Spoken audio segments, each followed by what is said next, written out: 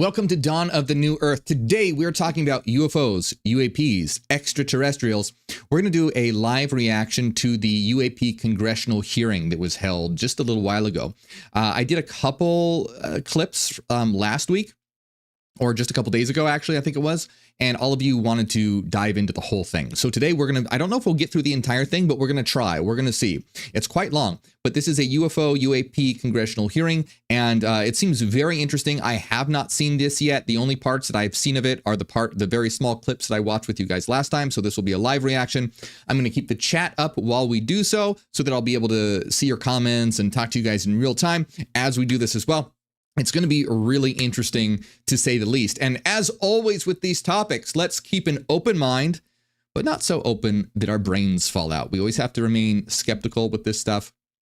It does seem like that there is something going on. What exactly that something is, we will have to see. So let's see what this has to say, and we will weigh the evidence. Now, I want to remind you that if you enjoy my work, become a member by hitting the join button right below this video. And I also want to let you know that my latest book just came out today. This was released today, Psychogenesis, Self and Universal Transformation. And this is one of my favorite books in the series. If you are wanting to transform yourself and transform your life, this is the book. It's divided into 3 parts. 1, Inner Star Actualization, which is about connecting with and actualizing your higher self. Hyper Awareness, which teaches you how to reach the highest levels of consciousness. And Will Forming, which is all about taking your will and manifesting it into reality. So very important book. Check it out. If you don't know what the heck I'm talking about, start with book 1, Neogenesis, Dawn of the New Mind. And these 2 books actually go very well together. So I recommend reading this one first and then this one. All right. Enough of that though. Let's get started. So like I said, I'm going to be reacting to this with you guys in real time. I don't know what exactly is in it. I just saw the few clips that we explored last week. So let's get this open and get this going. This isn't right. Here we go. Okay. So let's begin. Let's bring this up. All right. May have to skip ahead a little bit. Let's see. Oh, yes. This is just a blank picture. Oh. They really could have cut this part out. Didn't need 20 minutes of a... Good morning. Good morning. This joint hearing of the Subcommittee on Cybersecurity, Information Technology, and Government Innovation and the Subcommittee on National Security, the Border, and Foreign Affairs will come to order. Good morning and welcome, everyone. Without objection, the chair may declare a recess at any time, and I recognize myself for the purpose of making an opening statement right now. Good morning and welcome to today's historic hearing, which I'm co-chairing with Mr. Grothman, whose subcommittee held an important hearing on this topic last year. DB says the opening statements are super powerful. Thank you for letting me know, because I was about to be like, should we skip this? But all right, we'll see what they have to say. I want to thank my colleagues on the Oversight Committee, including Mr. Burchett, Mr. Burleson, Ms. Luna, Mr. Moskowitz, Mr. Garcia, for their relentless drive to get answers on UAPs. They've been steadfast in demanding transparency on the sightings reported by... God, I hate how she talks in that microphone. Why does she always... Why? ...military pilots and armed forces. Their commitment to digging for the truth is exactly what this country needs to cut through the secrecy surrounding this issue. And many high-ranking individuals in the military and intelligence communities... I've agreed with this so far. UAPs demand greater attention, and thus the purpose for this hearing today.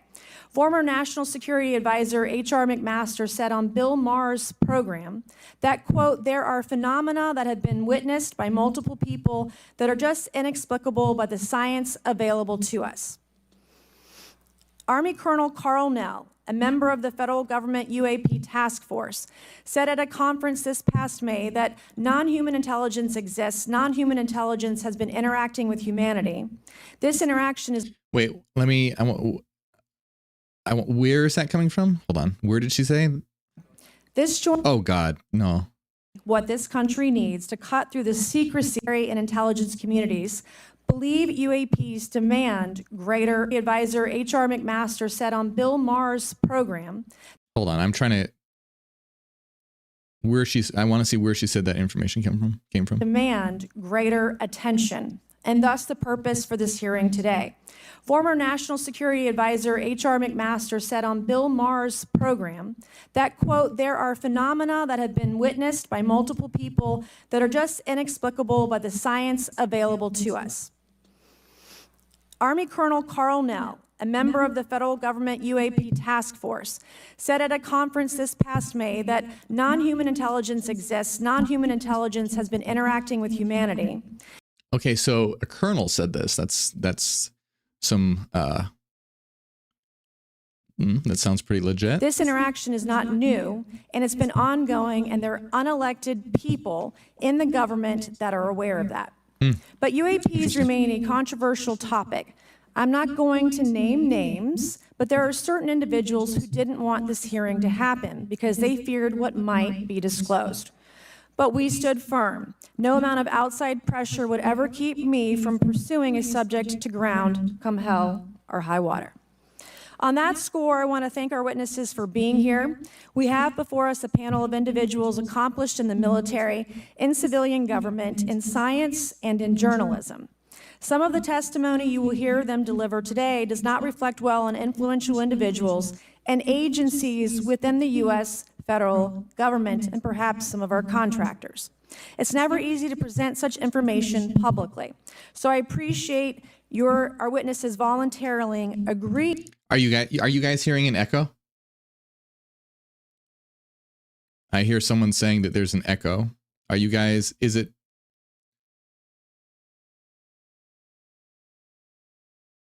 Are you really? Let me know if you hear it now, okay? Being here today.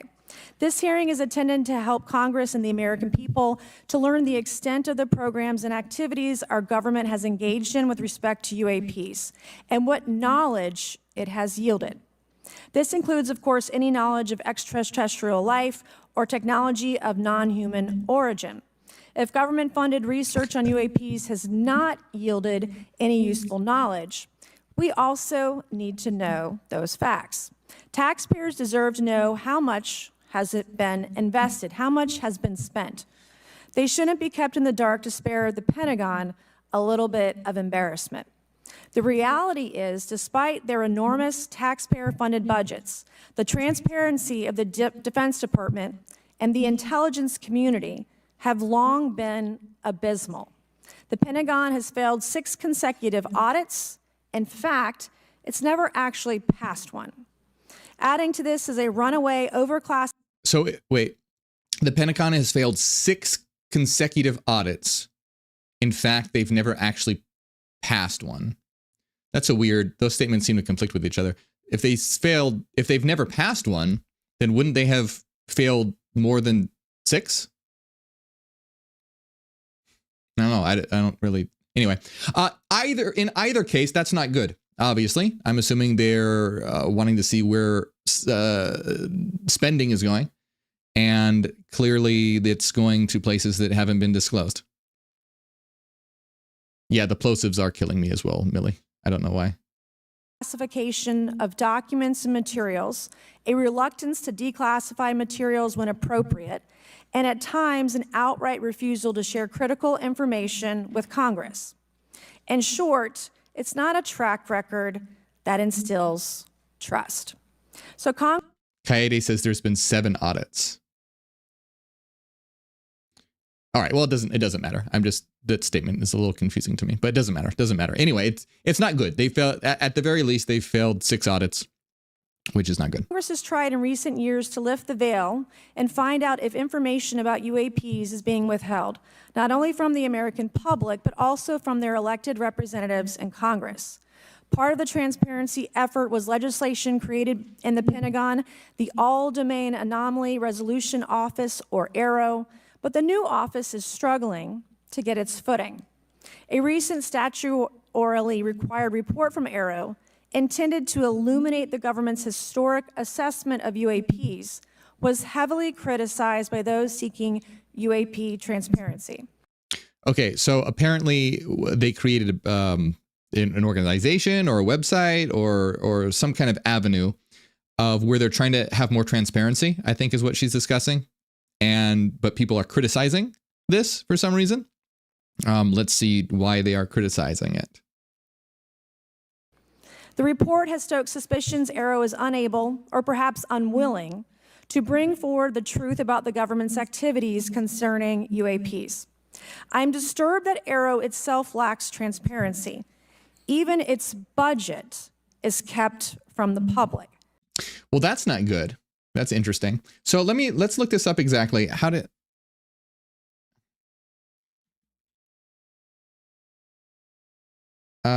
Okay, AARO, let's check out what this is.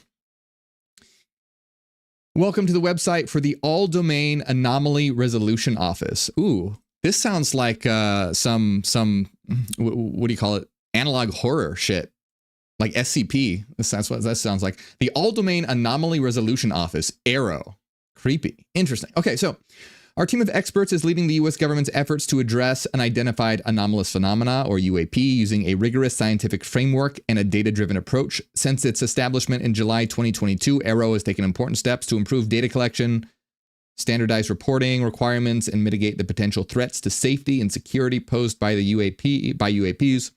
We look forward to using the site to regularly update the public about AARO's work and findings, and to provide mechanisms for UAP reporting. Thank you for visiting. Okay, so interesting. What is a UAP? Airborne means airborne objects that are not immediately identifiable. Okay, all that. So, has the department found any evidence of extraterrestrial technology? No. Examination of UAP sightings is ongoing.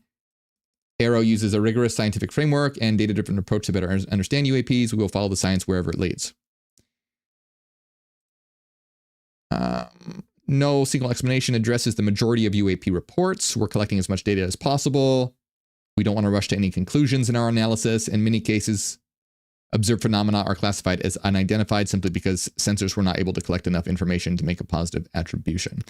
All right, well, I mean, it's excellent that they have an initiative like this, but apparently their budget is not available to the public, and there's been some criticism of this. So let's figure out what that's all about. Very interesting, though. All Domain Anomaly Resolution Office, AARO, really does look like some analog horror, ARG website.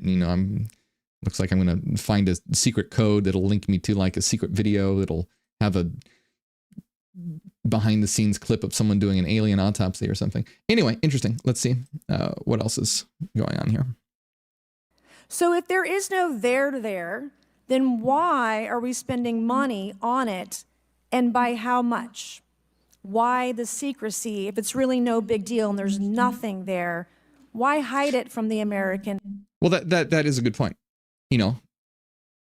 If there's nothing odd going on, why all the secrecy? People, because I'm not a mathematician, but I can tell you that doesn't add up.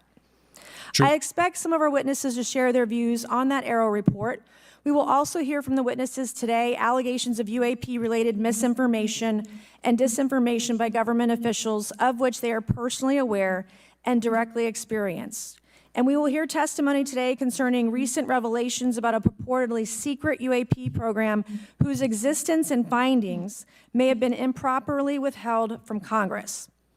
But before we get to the witnesses, we're going to have a few more opening statements from our colleagues. And one thing I wanted to add at the end of my closing statement is there is a document that will... Congressional says maybe it's secret because most people don't believe in the importance of much things and the public will call for a pull of the budget.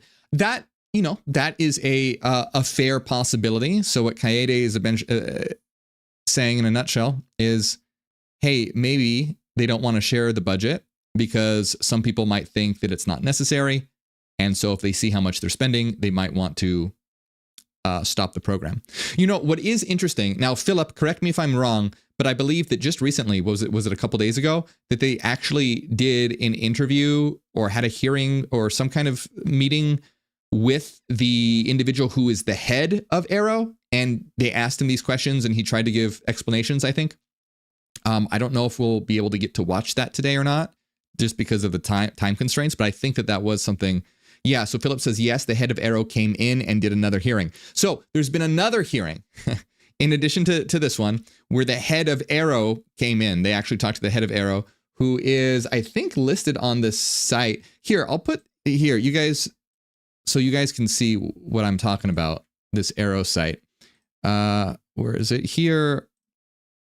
No, that's not it. Here. There, you guys should. So this is the website, All Domain Anomaly Resolution Office. And I believe, where's that individual? I think he's here. It's this, is it this guy? Dr. John Kozlowski? Is this the individual who they just had a hearing, the director of AARO? So there is a video. I haven't seen it in its entirety, but I see that it exists, and it's about 30 minutes long, and I believe that it's a hearing with this individual. I don't know if we'll have time to get to that. So Philip says he basically said that they don't have any compelling data, and the data they do have can all be explained. The small percentage that can't be explained, they have no data for. Huh. Well, I mean, possibly that could be true. That might be true, but that's also exactly what you would say if you were trying to hide something as well. I mean, you're not going to be like, well, we're not going to tell you. You'd make an excuse like that. So yeah, let's be open-minded but stay skeptical. But it is, yeah, I mean, that is what you would expect someone to say if they were trying to hide something, but let's see. Okay, so let's get back to, oh, here it is, by the way. Yeah, see this guy. Looking object appeared to fly between the two of them much faster than them. Through very careful analysis, we think that the object might have actually been further away than the object that it was videoed. Okay, well, this is not the video we're watching today, but if we have time, we will, but I don't know if we will have time. But this is what I'm referring to. This guy was interviewed, or there was a hearing. Anyway, let's get back to this, though.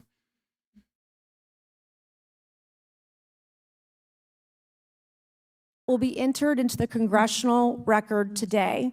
Mr. Tim Burchett from Tennessee has this document, and we just distributed it to every member up here on the dais of this document. But this is going to be the original document from the Pentagon about Immaculate Constellation that Michael Shellenberger delivered to Congress today. So thank you, Mr. Shellenberger, for this information. We are all reading it in real time now, and Mr. Burchett will enter it into the record. But 12 pages about this unacknowledged special access program that your government says does not. So Chris says, I like how Morgue put it in the last video on this, interdimensional beings. We may be dealing with beings who have developed their zetas to the point where they do not need a body. Yes, so that is what I would be inclined to believe. So if this is true, if there are actually UAPs of a non-human origin interacting with this planet or dimension in some way, if that is indeed true, I would be inclined to believe that they're not like space aliens like how we would see in Hollywood movies, but rather interdimensional beings that exist in another domain in existence. In the Neogenian system specifically, we call these CFDs, or collective frequency domains, and the entities that inhabit or create, because they don't just inhabit these dimensions, but they actually create these dimensions. Subnetwork minds, we call them subnetwork minds, which are collective minds that have evolved to such a degree where they no longer require physical bodies, but can generate their own domain or their own dimension, if you will, or collective frequency domain. And so I would be inclined to believe that there would be an interaction with those entities in some way, rather than, what Hollywood would standardly depict an alien to be. This is all speculative, of course, but good to think about. Exist. So with that, I would acknowledge my colleagues, Mr. Garcia. I want to say, first of all, to Mr. Connolly, who cannot be here today, the ranking member on my subcommittee on cybersecurity, I want to say that I was greatly saddened to hear about the recent news of Mr. Connolly's cancer diagnosis, and I want to convey to him and to all of our colleagues, we wish our very best to you and a full and speedy recovery. And with that, I would acknowledge Mr. Garcia for 5 minutes. Thank you. Thank you very much, Chairwoman. I want to thank the Chairwoman and the Chairman both for their continued support and really treating this this discussion and these hearings in a way that's bipartisan. I think one thing that's very important for all of us that are interested in the conversation around UAPs is that this is an area that both Republicans and Democrats, where we may disagree in a lot of other spaces, this is an area where bipartisanship is really important. And in fact, I would add it's critical that we all continue to work together in a way that moves forward with the truth. Wouldn't that be nice if that applied to most, if not all areas, rather than just UAPs? Wouldn't that be a nice attitude to have? But unfortunately not. Anyway, we don't need to get into that. Truth and an important disclosure. So we're here to have a bipartisan and serious conversation, I believe, about our national security. We should always ground these conversations in facts, evidence, and the data in front of us. I want to note that we have our witnesses here. Candace says, are they actually trying to understand angels? So, yes, I would think so. So if these are interdimensional beings, like I said, subnetwork minds that inhabit CFDs, you could refer to them as angels. That's a matter of convention. They wouldn't be angels as like they are literally described in the Bible, you know, like with winged creatures with trumpets and all that. But in terms of being a highly evolved soul. Here, I want to thank you all for being here, and note that also amongst you have folks that have also served us in our military. And I know that for many of you, this has been a difficult process, but I'm very grateful to have you with us today, and thank you for joining us. I also want to note that today's hearing builds on a quite, I think, also historic public hearing that we had. Yeah, so CB says angels are portrayed with wings because they're beings that can fly. It goes back to Babylon. Or it's also very possible that angels are portrayed with wings because wings symbolize enlightenment. So this is why so if you look at the caduceus rod as well, the caduceus rod is, you know, you see it it's the medical symbol. It has the staff and the two serpents spiraling around it, and then the wings. This is also a symbol that can represent alchemy, by the way. But these wings represent a transcendent state of consciousness, a divine state of consciousness. So the wings can be very symbolic for having a divine state of consciousness. Same thing with a halo. Like you see Jesus with a halo and angels with halos.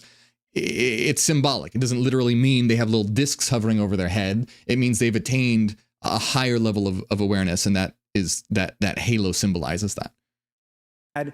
Yeah, Chris says Christ consciousness. Yeah, you got it, Chris. Many months ago that Mr. Grothman and others helped lead in this very same hearing room, where I believe we began a really important public conversation. Mystery Singer says alchemy. Interesting. Yeah. So, okay, that's not the point of this video, but real quick, it's because it's interesting. The staff represents the body, and the two snakes intertwining represent Mercury and sulfur, or the male and female, masculine, feminine element. So the snakes intertwining up the staff represent the unification of masculine, feminine, or Mercury and sulfur together, which represents mind and spirit unified in a body. And then the wings represent the completion of the great work, or the creation of the Philosopher's Stone, which is the divine consciousness. Anyway, about UAPs, and so I want to thank him for that, and I especially want to thank Chairwoman Mays for her continued advocacy on this topic. I also want to start with some facts. We know that there are objects or phenomena observed in our airspace, as our witnesses will testify, and also possibly in our oceans. Yeah, no problem, mystery. In many cases, we don't know what they are, and this is, of course, why we're discussing UAPs. Now, the All-Domain Anomaly Resolution Office, AARO, has reported hundreds of UAPs that remain, quote, uncharacterized and unattributed, and which, quote, appear to have demonstrated unusual flight characteristics or performance capabilities and require further analysis. This is our own AARO office. Now, we shouldn't prejudge what they might be. I'm certainly not going to. We need evidence. But what we are detecting things, and we know that we don't understand them, and this is worth investigating. Now, the American people have legitimate questions, and I believe it's critical that Congress should help address them. This is about the truth and science and facts. Now, transparency and faith in our institutions is vital in a good democracy. Now, I'm proud to say that this hearing will build on that important bipartisan work, and I want to thank everyone for being involved, including members of our committee. Now, in our last hearing in July, we heard testimony that a significant number of pilots of major airlines have witnessed UAPs as well, but have no real confidential way of reporting them to the government. We heard that commercial pilots who encounter UAPs may be hesitant to speak openly due to stigma or fear of retaliation.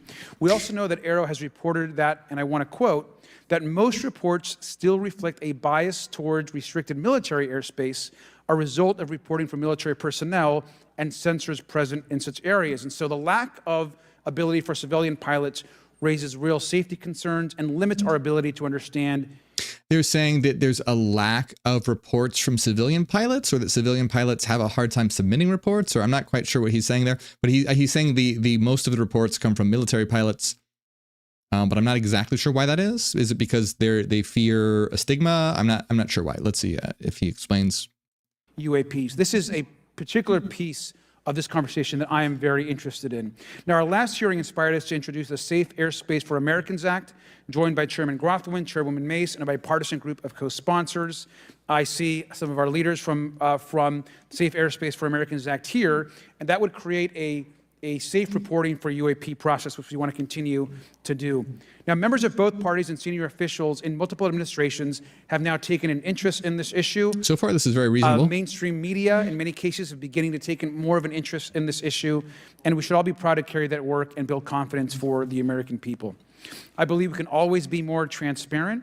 To me, this hearing and others are simply about the truth and getting to the facts of what these UAPs actually are. That's good. It's very important that we show that Democrats and Republicans in Congress can work together to cut through misinformation and look for a serious and thoughtful way to have the discussion in public. Oh my God, please, would you do that with everything? It's refreshing to hear this. I wish it were more widely applicable, but it's refreshing to hear that. Many of us have also called for additional public hearings to discuss UAPs. This should be a topic that continues on throughout the Congress so that we can gather more information, data, and... So Philip says military, and Philip seems to know quite a bit about this. Philip says military members reporting have been retaliated against, harassed, and denied promotions, etc. So there's definitely a stigma. They want to pass legislation making it easier for them to report. Okay, cool. Thanks for the clarification, Philip. And work with the relevant agencies to gather more information.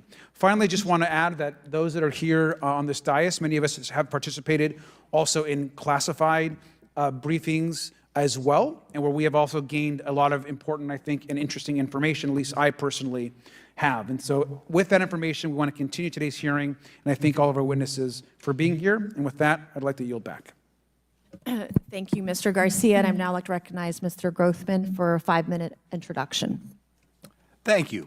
Good morning. I'd like to thank our witnesses for being here one more time. This is a topic I've been interested in since 8th grade. I'd like to thank Ms. Mace for working with me on this topic and for making this a joint subcommittee hearing.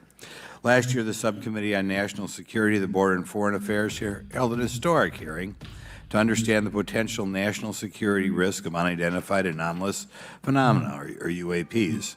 We heard from former Navy Commander David Fravor, who shared firsthand experience with a UAP he engaged while on duty in the Pacific.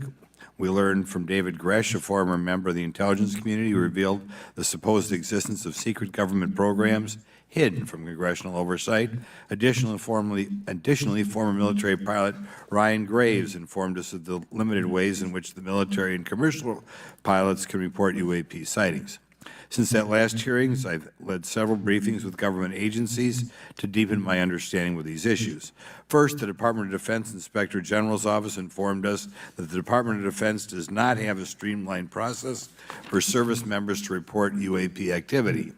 Since then, the Joint Chiefs have implemented standards for UAP reporting across the services. The Intelligence Community Inspector General informed us that whistleblowers often fear retaliation for reporting mismanagement of highly sensitive government projects or information. Finally, AARO has expressed to the committee that, like any other federal government agency, it's faced challenges in its establishment, specifically in hiring staff to manage UAP historical records and coordinating with other federal agencies. While these agencies have been helpful to us in understanding the challenges that come from collecting UAP data, none of them have been able to substantiate the claims made at this hearing last year by David Grush. Despite our committee members endlessly questioning these agencies inside and outside of a skiff, I hope our witnesses today will be able to provide evidence and content that is worthwhile to our pursuits of eliminating government waste and increasing transparency. To help alleviate some of the roadblocks, I'm supportive of measures that were included in last year's National Defense Authorization Act to increase transparency and improve record-keeping measures when it comes to UAPs. But I believe there's still more work to go. I co-led the Safe Airspace for Americans Act with Ranking Member Garcia, which requires Federal Aviation Administration to develop procedures to collect UAP data from civilian aviators. I look forward to working with members of Congress to see that this legislation and other UAP legislation crosses the finish line. I'm deeply alarmed by the reporting of the massive drone swarm. Oh my God. He acts exactly like how I would have predicted a Mr. Grothman to act. Flew over Langley Air Force Base in Virginia last December. Langley is the home of the 1st Fighter Wing, which maintains half of the F-22s in the U.S. Air Force inventory. Reports of this incident indicate these drones were roughly 20 feet long, flying more than 100. Okay, he's saying interesting things, so I'm having a hard time paying attention to this guy. He's talking about reports of UAPs 20 feet long. Okay, let's focus. What's he saying? Miles an hour at an altitude of over 3,000 feet. Yet the origin of these drones and their operators remains a mystery. This incident and other sightings near sensitive military installations highlights the complexity of the UAP challenge facing our intelligence, defense, and homeland security committees. Whether these phenomena are the result of foreign adversaries developing advanced technologies or something else entirely, we must take them seriously, investigate them thoroughly, and assess their implications. Chantal says, if aliens disprove the God of the Christian Bible, I can see how religious people in the government would struggle to come to terms with their existence. I don't, no, because dinosaurs disproved the existence of the Christian God. But what did they do? Well, at first they were like, oh, well, the devil put those fossils there to confuse us. And then they've just modified there were dinosaurs and they were on Noah's Ark and as babies and lived with humans, and they will find a way. They will find a way. So I don't think that would matter, unfortunately. On national defense. The repeated UAP sightings around sensitive military sites underscores the need for innovative defensive strategies beyond traditional measures. They also highlight the urgent need for updated policies to address emerging threats, as well as more effective interagency cooperation and intelligence sharing. However, none of this is going to be possible without transparency. For far too long, critical information about UAPs has been either classified or ignored, leaving the American public and key congressmen without clarity needed to make informed decisions. Declassifying reports and fostering a more open dialogue about UAPs will not only increase the public trust, but also encourage collaboration between government. Adrian says the guy in the background looks like he's trying not to sleep. I feel him. That guy in the background is a mood. That's a mood. The scientific community and our allies. Quite frankly, there's been things that have been kept secret that is, I think, old enough that there is no reason it shouldn't be released, regardless of any so-called, private information. A transparent approach will allow us to share insights, identify. Okay, can I skip this guy, please? Is that okay? You guys tell me in the comments. Can I skip this guy? Can I? Please, pretty please? I don't want to listen to him anymore.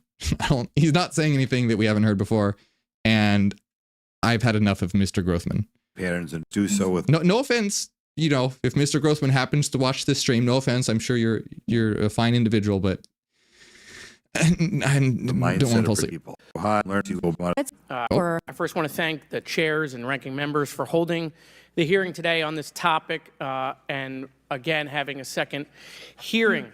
I want to thank the witnesses for coming forward today to share your expertise on UAPs and the need to build trust through change. Do you guys want to skip to when the actual witnesses or whoever they are start speaking? Do you guys want to do that? Because I think we've heard enough. Basically, they're saying, "Hey, we want to know what's going on, please." He was so let's do that. Was allowed to ask, have actually imitational, I guess. Personally, is Mr. Mike, the staff wants access programs, including one widely identified as Immaculate Constellation. I swear the staff wants me on a list. Okay. And our last witness today is Mr. Michael Gold, a former NASA official who is also a member of the NASA UAP Independent Study Team. Welcome, everyone. We are pleased to have you today. Pursuant to Committee Rule 9G, the witnesses will please stand and raise your right hands. This is where it gets real. That's where it gets Do real. you solemnly swear to affirm that the testimony that you are about to give is the truth, the whole truth, and nothing but the truth, so help you God? Let the record show that the witnesses all answered in the affirmative.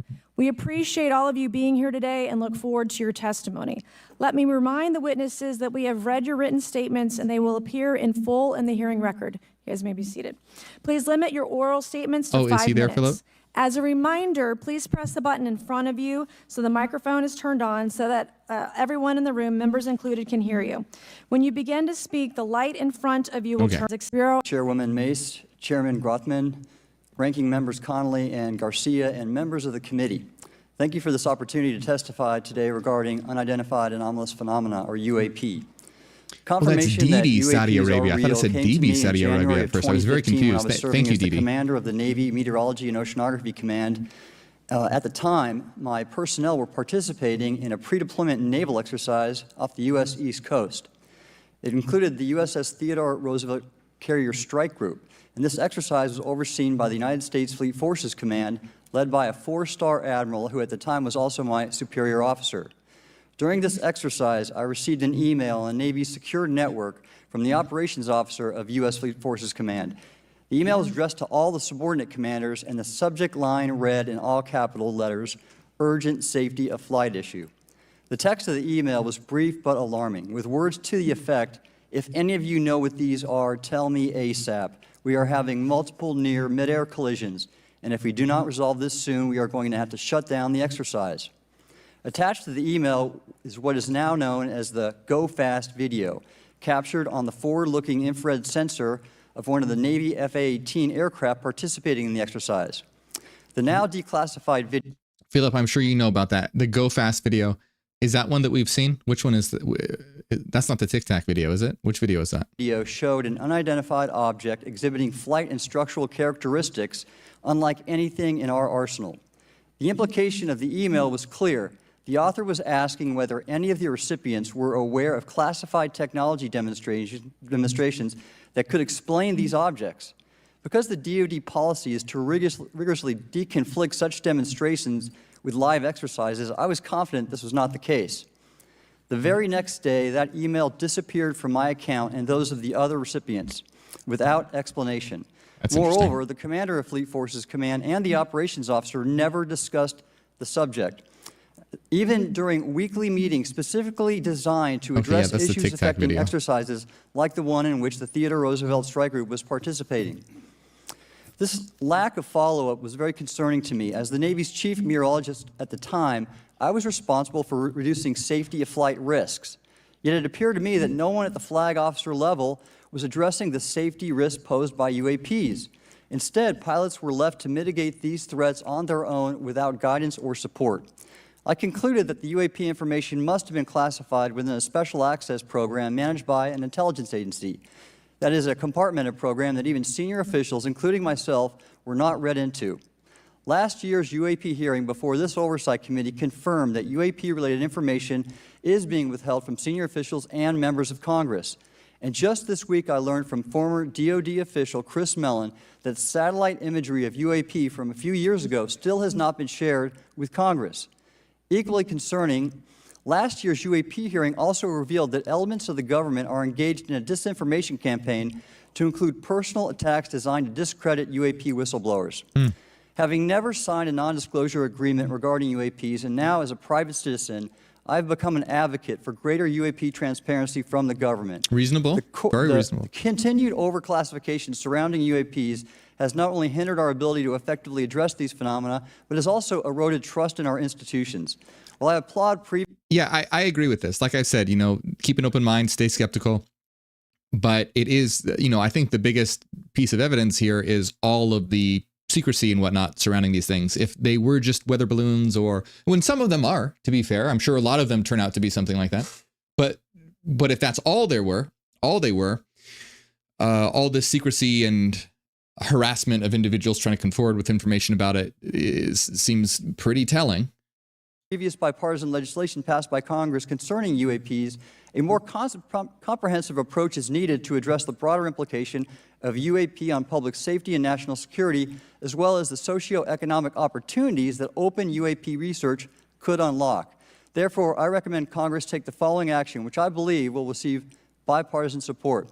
First, establish robust oversight of the executive branch's management of UAP information by directing key officials, beginning with the director of the DoD's All-Domain Anomaly Resolution Office, to provide comprehensive briefings on what the government knows about UAP and does not know.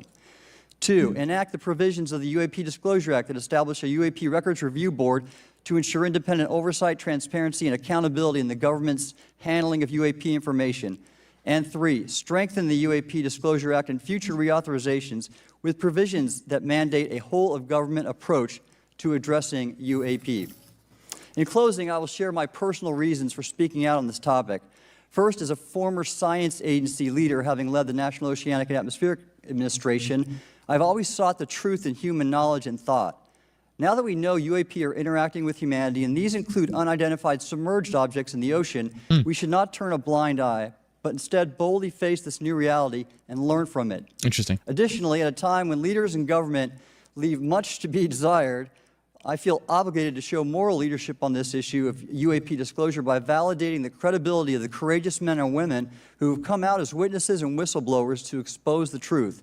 My speaking out has encouraged others to do the same, and it's my hope over time that a number of your constituents will want to know the truth about UAP, and this number will increase to such an extent that the congressional action I have just recommended will become inevitable.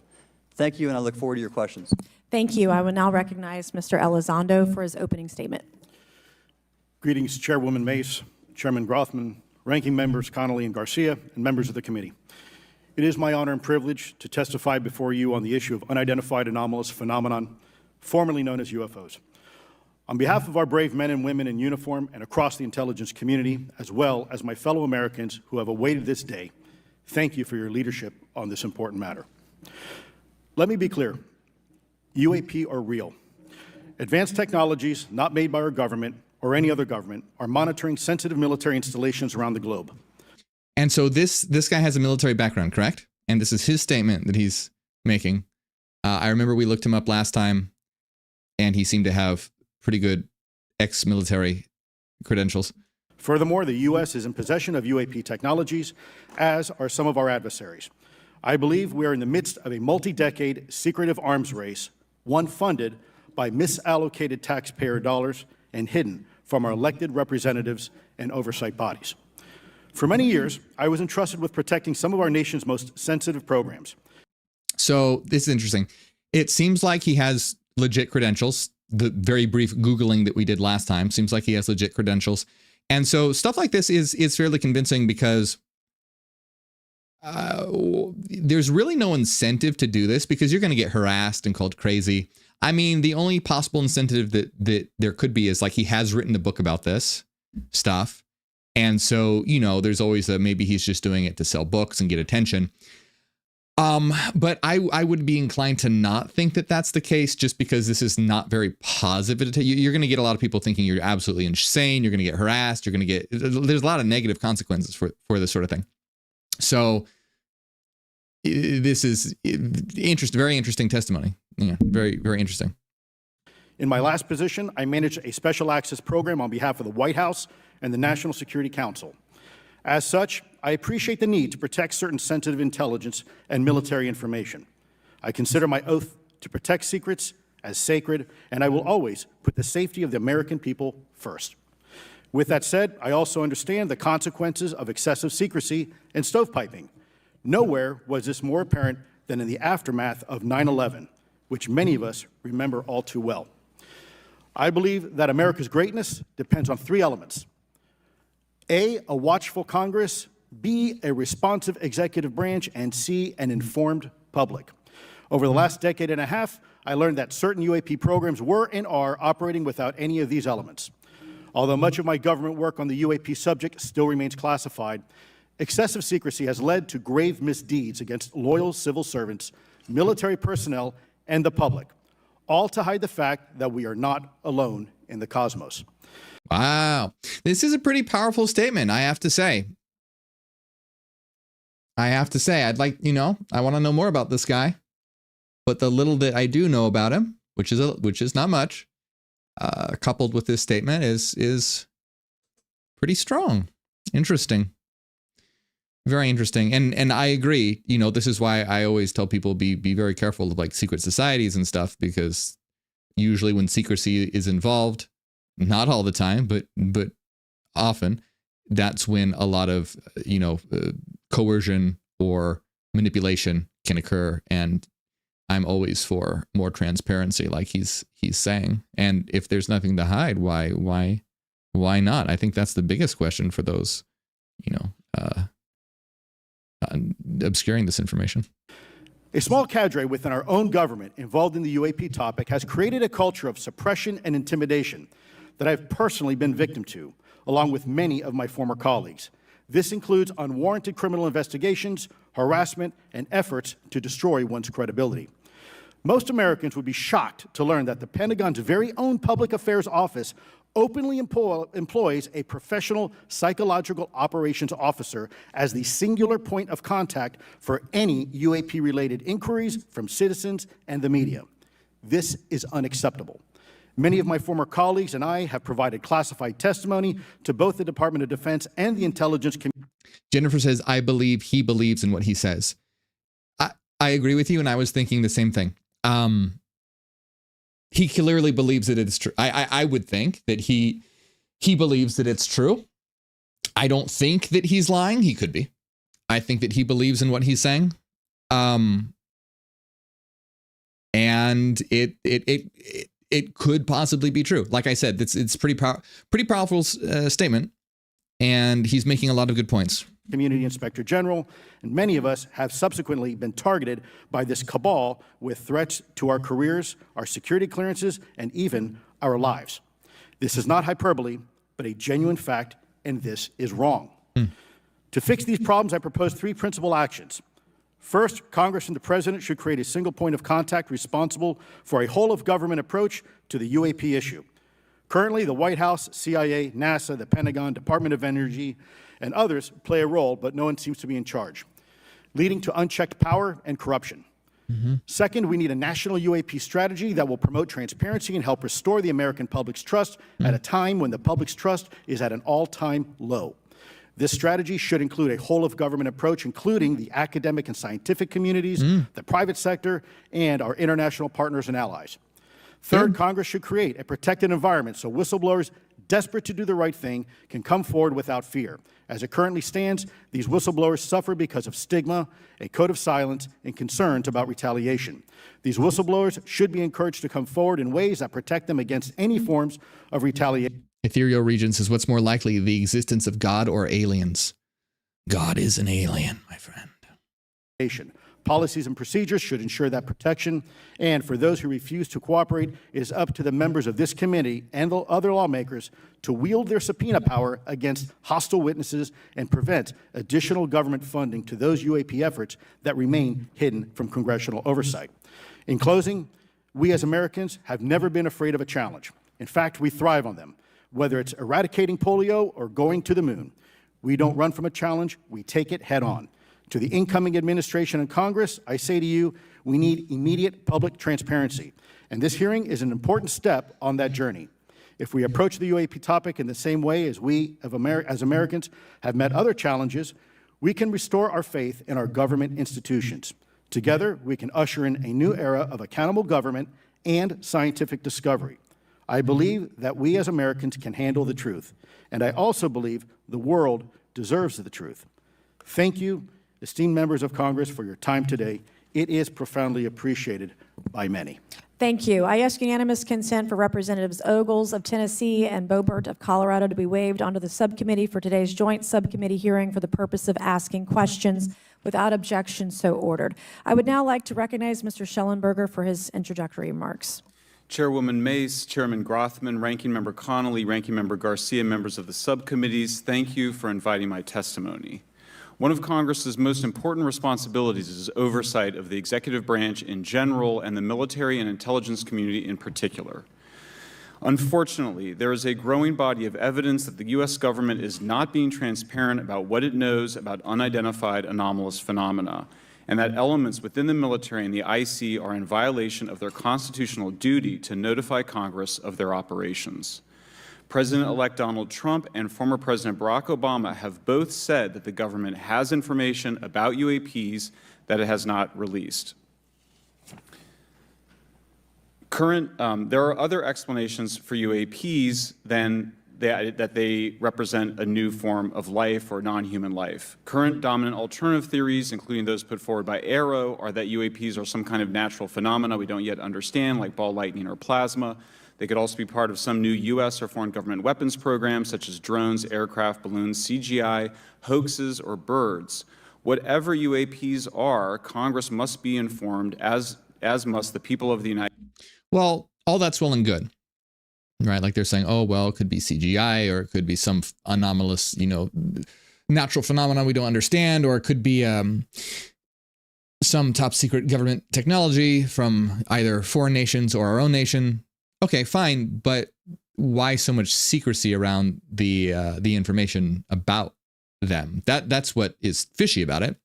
If it's just those things, then why would transparency be such a big deal? United States, we have a right to know what UAPs are, no matter what they are. However, we now have existing and former U.S. government officials who have told Congress that AARO and the Pentagon have broken the law by not revealing a significant body of information about UAPs, including military intelligence databases that have evidence of their existence as physical craft. One of those individuals is a current or former U.S. government official acting as a UAP whistleblower. This person has written a report. This is the report that says the executive branch has been managing UAP, NHI issues without congressional knowledge, oversight, or authorization for some time, quite possibly decades. Furthermore, these individuals have revealed the name of an active and highly secretive DoD unacknowledged special access program, or USAP. The source of that document told me, that the USAP is a strategic intelligence program that is part of the U.S. military family of longstanding, highly sensitive programs dealing with various aspects of the UAP problem. The new UAP whistleblower claims that the U.S. military and IC database includes videos and images taken using infrared, forward-looking infrared, full-motion video, and still photography. The report that was just shared with Congress says Immaculate Constellation serves as a central or parent USAP that consolidates observations of UAPs by both tasked and untasked collection platforms. Immaculate Constellation includes high-quality imagery intelligence and measurement and signature intelligence of UAPs, the whistleblower's report adds. The sources of this intelligence are a blend of directed and incidental collection capabilities, positioned in low Earth orbit, the upper atmosphere, as well as military and civilian aviation altitudes and maritime environments. The report to Congress details in detail various UAPs, including spheres, orbs, disks, saucers, ovals, triangles, boomerang, arrowhead, and irregular organic. The report describes various incidents found in the human intelligence databases. One involved orbs surrounding and forcing an F-22 out of its patrol area. In another incident, the crew of a Navy aircraft carrier watched a small orange-red sphere rapidly descend from a high altitude of 100 to 200 yards directly above the flight deck. Philip says, I find it interesting that The Abyss was released in '87 and had an alien base under the ocean. What does James Cameron know? Have I seen that movie, The Abyss? Is that the one where some of the actors almost drowned to death? because some of the scenes were so intense. I feel like I've seen that movie, but I can't. Oh yeah. I think I have seen it. Anyway. Of the CVN or aircraft carrier. And since my reporting on this Immaculate Constellation last month, another source came forward who told me that they saw a roughly 13-minute long, high-definition, full-color video of a white orb UAP coming out of the ocean approximately 20 miles off the coast of Kuwait. It was filmed from a helicopter. Then halfway through the video, the person said the orb is joined by another orb that briefly comes into the frame from the left before rapidly moving again out of the frame. The person discovered the video on SIPR, the Secure Internet Protocol Router Network, which the DoD uses to transmit classified information. So where's the video? A leading UAP researcher who utilizes the Freedom of Information Act to find out what the government knows, John Greenwald, told me last year that the U.S. government had been increasingly denying his requests for UAP information. He has been doing FOIA requests for 27 years and has an archive of 3 million pages. The government has for decades denied any interest in UFOs, he told me, but the documents that he has assembled show that behind the scenes it was a completely different story. Contrary to the hopes of many advocates of transparency, the government has been restricting more information since the leak of 3 UAP videos in 2017. Oh, is it the jellyfish UFO? Is that the one he's talking about, or is that a different one? The DoD organization AARO has been labeling many documents with a B7 exemption, which Greenwald says does not make any sense. They're stating that anything AARO does is involved in law enforcement investigation, which allows AARO to not release it. Greenwald says that the DoD has denied the existence of a UAP and ATIP-related records on multiple occasions, only to acknowledge them after an appeal was filed. He added that the Naval Air Systems Command in March 2022 stated they found no additional UAP videos. It seemed strange that they had 3, and only those 3, but other requests had been filed by the Black Vault, that's John Greenwald's group, to seek out more places UAPs might be hiding. Then, in September 2022, the Navy admitted that the UAP-related videos and photographs existed, but denied the request in full for their release, saying that the requested videos contain sensitive information that are classified and exempt from disclosure. The DoD will deny things on a Monday and then admit to it on a Friday, said Greenwald. He said the government can and does release videos that protect secret methods of capturing it. They fall back on the sensitive platform excuse a lot, he said. However, the on-screen information can be blurred and scrubbed. The metadata can be removed. I'll show you this example here. This is a presentation from the UATP task force. This is completely absurd. It's nuts, this level of censorship, of redaction on a document. It shows the redaction of how many reports they've collected, for how many years. 2 of the 3 potential explanations are blacked out. The Pentagon... Wait, what? Is that blown up for... Is that to scale, or did they enlarge that? That's to scale, I'm assuming? That's a lot. Yeah, that's a lot. If that's to scale, that's quite a lot of redaction. The intelligence community is treating us like children. It's time for us to know the truth about this. I think that we can handle it. Thank you very much. Thank you. I would now like to recognize Mr. Gold for 5 minutes. Thank you, Chairwoman Mace, Chairman Groffman, Ranking Members Connolly and Garcia, Representative Moskowitz, and distinguished members of both subcommittees. Mr. Gold! I'm grateful to all of you, as well as your intrepid staff, for the opportunity to testify, and would like to begin by discussing courage. Is it just me, or does he sound sarcastic? He sounds like, thank you for your great help, guys. He seems a little bit sarcastic. Oh, he's the guy with the grandma candies in the corner, little gold grandma candies. The caramels. Courage is what it takes to tackle this topic. And courage in the face of adversity is what I see in front of me, beside me, and behind me. Is that a coincidence? His name is Mr. Gold, and there's gold candies next to him? What's he trying to say? That can't be a coincidence. That must be some kind of coded message. Per my introduction, I am currently the Chief Growth Officer at Redwire Space and have had several leadership positions at NASA.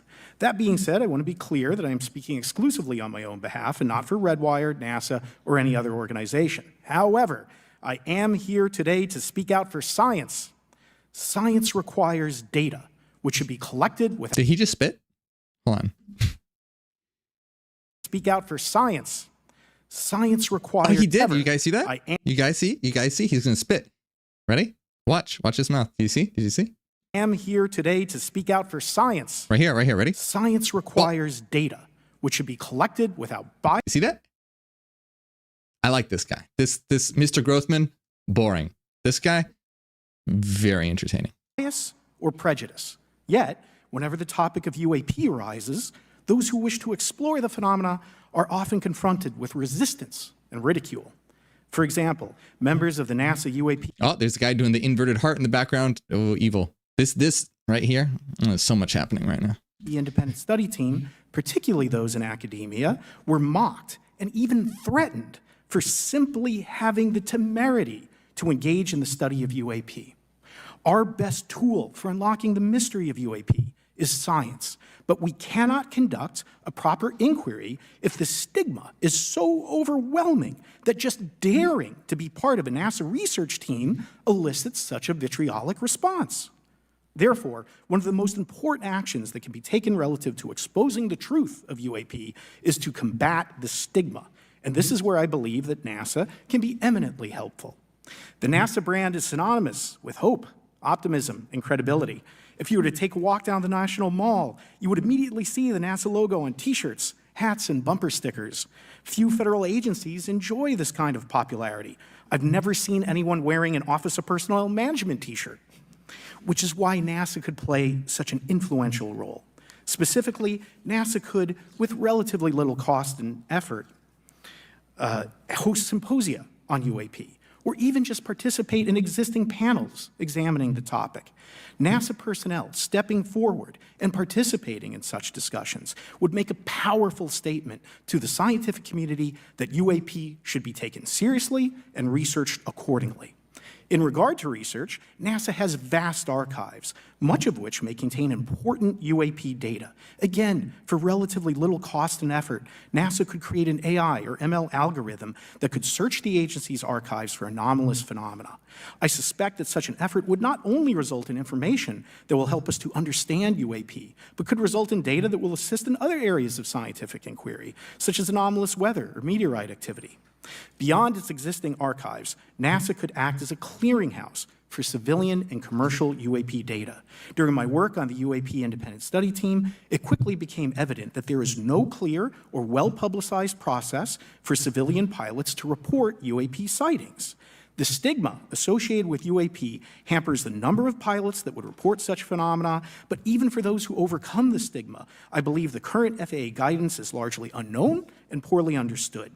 In order to effectively collect UAP data, the independent study team recommended the use of NASA's Aviation Safety Reporting System, or ASRS. This system, which is administered by NASA and funded by the FAA, provides a confidential means for the reporting of safety violations in a voluntary and non-punitive manner. Over 47 years, the ASRS has collected nearly 2 million reports. ASRS is the perfect tool to collect UAP data, which could then be collated by NASA. So who's this guy? Does anyone know? Is this guy work for NASA? Who's this guy? Who's Mr. Gold? We looked him up last time, but I don't remember. I don't know how I feel about Mr. Gold. I'm a little sus. I feel a little sus about Mr. Gold. And shared with the public at large.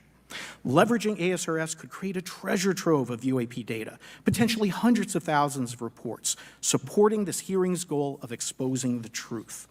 And I'm grateful to our two co-chairs. Mark says he's a former NASA Associate Administrator for Space Policy. He's no longer with NASA. Interesting. Sue says it feels like he's selling something. Yeah, I'm partly. Well, the guy's doing the heart in the background again. I'm partly kidding. He has an interesting way of speaking. I mean, I don't know. I'm just saying I'm not saying that he's absolutely not credible.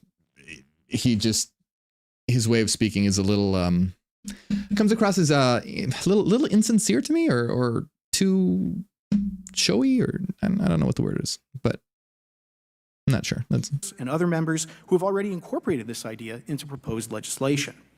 At this hearing, and as others have demonstrated, the UAP issue is justifiably dominated by national security and defense. However, I would urge the subcommittees to keep in mind the numerous ways that NASA and the FAA, as well as commercial activities in the air, in space, and in the water, can generate a massive amount of invaluable data on anomalous phenomena. I cannot help but be excited by the potential for such an endeavor. Mark says it's performative speech in front of a national audience. Yeah, that could very well be the case. He may have more of a performative speaking pattern because perhaps he's spoken in front of people or on camera more. I don't know. If he was part of, I don't know what his part in NASA was really. But it's possible that the other people may not often speak on camera or in front of people and thus come across as more real. He may be more performative because he's done it before. I don't know. It doesn't really matter, but his speech pattern is markedly different from the others. Since scientific discovery is driven by anomalies. It's the existence and study of anomalies that led to the theory of relativity, quantum mechanics, and nearly all of humanity's scientific breakthroughs. This is why the study of UAPs... Wait, what did he say? Hold on. ...mechanics, and nearly all existence and study of anomalies discovery is driven by anomalies. It's the existence and study of anomalies that led to the theory of relativity, quantum mechanics, and nearly all of humanity's scientific... I mean, that is an extremely good point. Anomalies are what occur before paradigm shifts, as pointed out by Thomas Kuhn in his book about scientific revolutions. The accumulation of anomalies are what collapse an old paradigm and make way for the existence of a new paradigm, which he is correct, is what led to quantum mechanics and the theory of relativity. So yeah, good point. I agree. Good, very good point. Breakthroughs. This is why the study of UAPs should be embraced, since whatever is occurring, the chance to garner new knowledge should never be ignored. We must be thorough in collecting information, fearless in making conclusions, and open to following the data, no matter how mundane or extraordinary the results may be. I like what he's saying. It seems performative, but that just may be his style. What he's saying, I agree with. I began this testimony by praising the Joint Subcommittee members for their courage, and I will end by echoing that sentiment. As the saying goes, the truth is out there. We just need to be bold enough and brave enough to face it. Thank you. Thank you. Thank you all. I will now recognize myself for 5 minutes of questioning. I have a lot of questions, and I have a lot of witnesses. So I would just ask if it's yes or no to please just tell me yes or no. If it requires more than that, be very succinct, because I would like to go down the line and ask as many questions as possible. So for the Admiral this morning first, former DOD official Chris Mellon reached out to you about satellite imagery from 2017 that depicts a UAP. What were the dates in 2017 when this occurred? I can't share with you the details, ma'am, but I can do it in a closed setting, and I can also tell you the agency that wrote a report on it. Okay, so who has the imagery? I can tell you that in a closed setting. Can you describe what was depicted in the satellite imagery? Just a description. It was a UAP, ma'am. That's it? No other description? The term that the analysts used, they called it the button. It was a disc-shaped object. Okay, where was it? I can't tell you that, ma'am. Okay. All right. Okay, Mr. Elizondo, you state in your testimony that, quote, advanced technologies not by our government or any other government are monitoring sensitive military installations around the globe, end quote. If these technologies are not made by any government, who's making them? Private companies, or are you implying they are crafted by a non-human intelligence? Well, ma'am, that's precisely why we're here. The problem is that, temporally speaking, over decades, not just the last 10 years, to put this in perspective, are these private companies you're implying, or is this non-human intelligence? It may be both. Okay. When it comes to Blue Force Technologies, I would not be able to discuss. Okay. Are you read into secret? Why did she stop him? I was kind of interested in what he was going to say. He seemed like he was he had something interesting. I don't know. I want to hear what he was going to say. So it could be both. Either he's saying it could be private company or non-human intelligence. UAP crash retrieval programs. We would have to have a conversation in a closed session, ma'am. I signed documentation 3 years ago that restricts my ability to discuss specifically crash retrievals. I submitted for my book through the DOPSR process, which took a year for it to be reviewed. And what is in the book is what I was told I'm allowed to talk about. Has the government... A little interesting that he's plugging his book. A little bit. Probably nothing. But he is plugging his book a little bit. A little bit. To be fair, I would too, I guess. To be fair. Government conducted secret UAP crash retrieval programs, yes or no? Yes. Okay, were they designed to identify and reverse engineer alien craft, yes or no? Yes. Does the U.S. government have any reverse, okay, we already answered that question about retrieval programs. Do any U.S. contractors have the same? I would prefer to address that in a closed session, ma'am. Okay. In your book, you mentioned government employees who've been injured by UAPs, placed on leave, and received...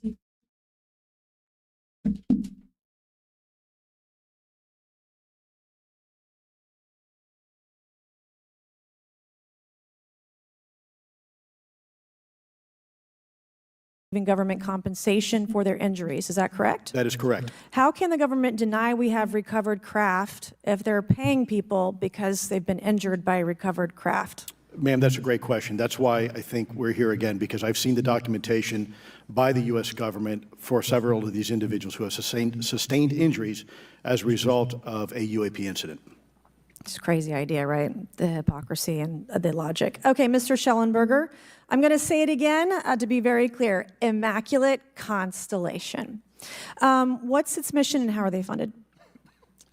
Its mission is to, as I stated, its mission is to, it's an unacknowledged special access program. Its mission is to document UAPs. Okay, and do you, for your story and your report, do you have more than one credible source? I do. Sourcing, okay. I do. And then why do you believe your sources to be credible? How do you judge the veracity of the documentation? Good questions. This is my big question as well, because it's not coming from him. He's getting this information secondhand.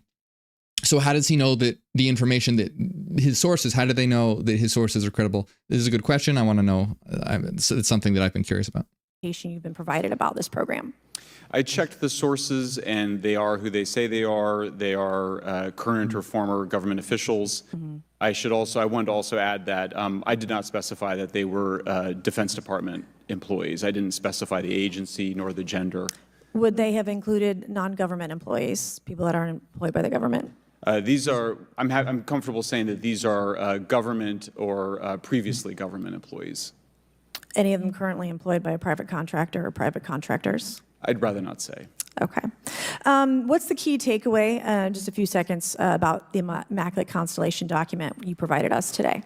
I think that what the American people need to know is that the U.S. military and intelligence community are sitting on a huge amount of visual and other information, still photos, video photos, other sensor information, and they have for a very long time. And it's not those fuzzy photos and videos that we've been given. There's very clear high res, high resolution. How many visuals, graphics, videos? So has he seen these high res graphics and videos, or is he saying that people he knows has seen them? Photos. I mean, I've been told hundreds. He's been told, so he hasn't seen them. He's been told that there are hundreds of high res videos and images.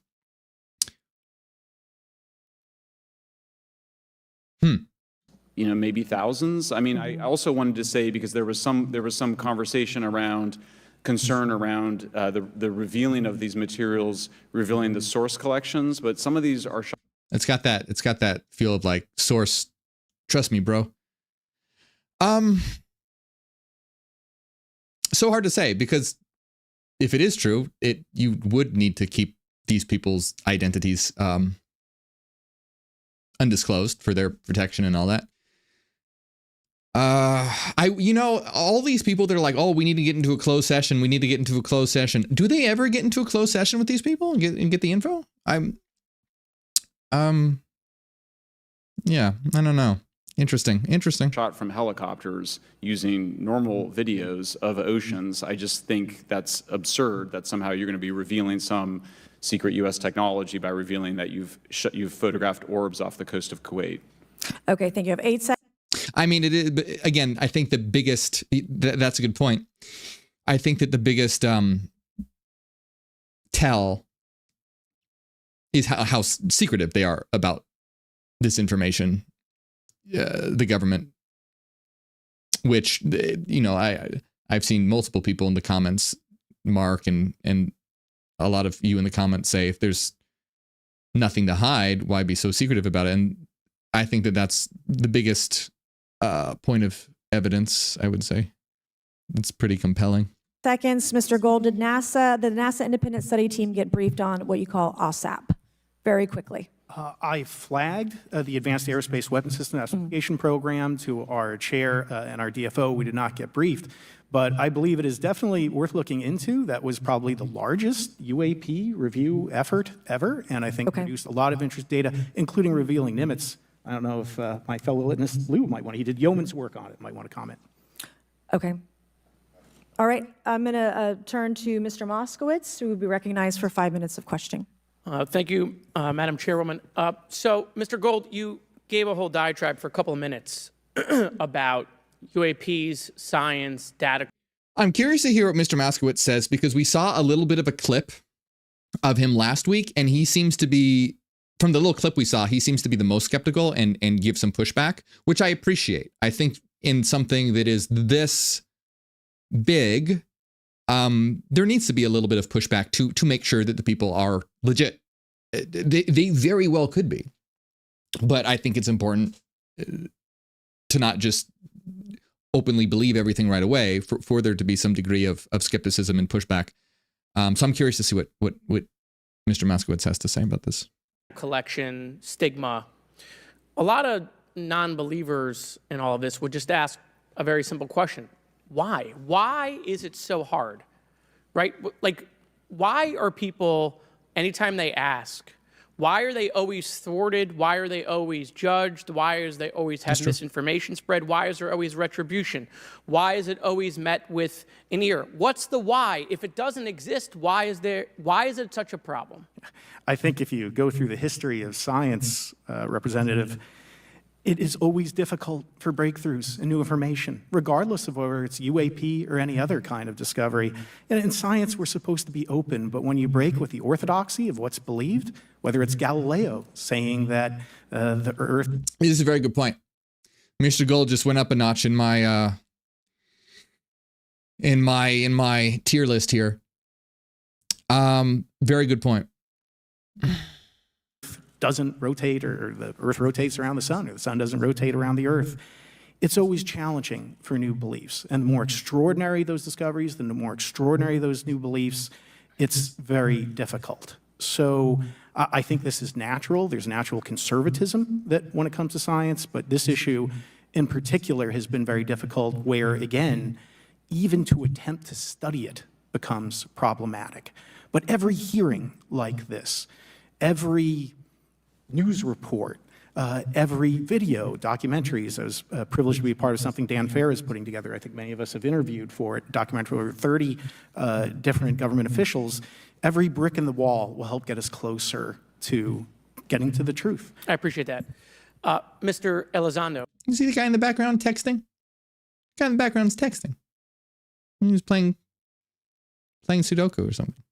Did I have that correct? Sir. I'm a recovering lawyer, so I'm going to put my hat on for a second. You said you signed a document. Love that. Who gave that to you? The U.S. government, sir. Okay, you have a copy of it? It is stored in a SCIF right now.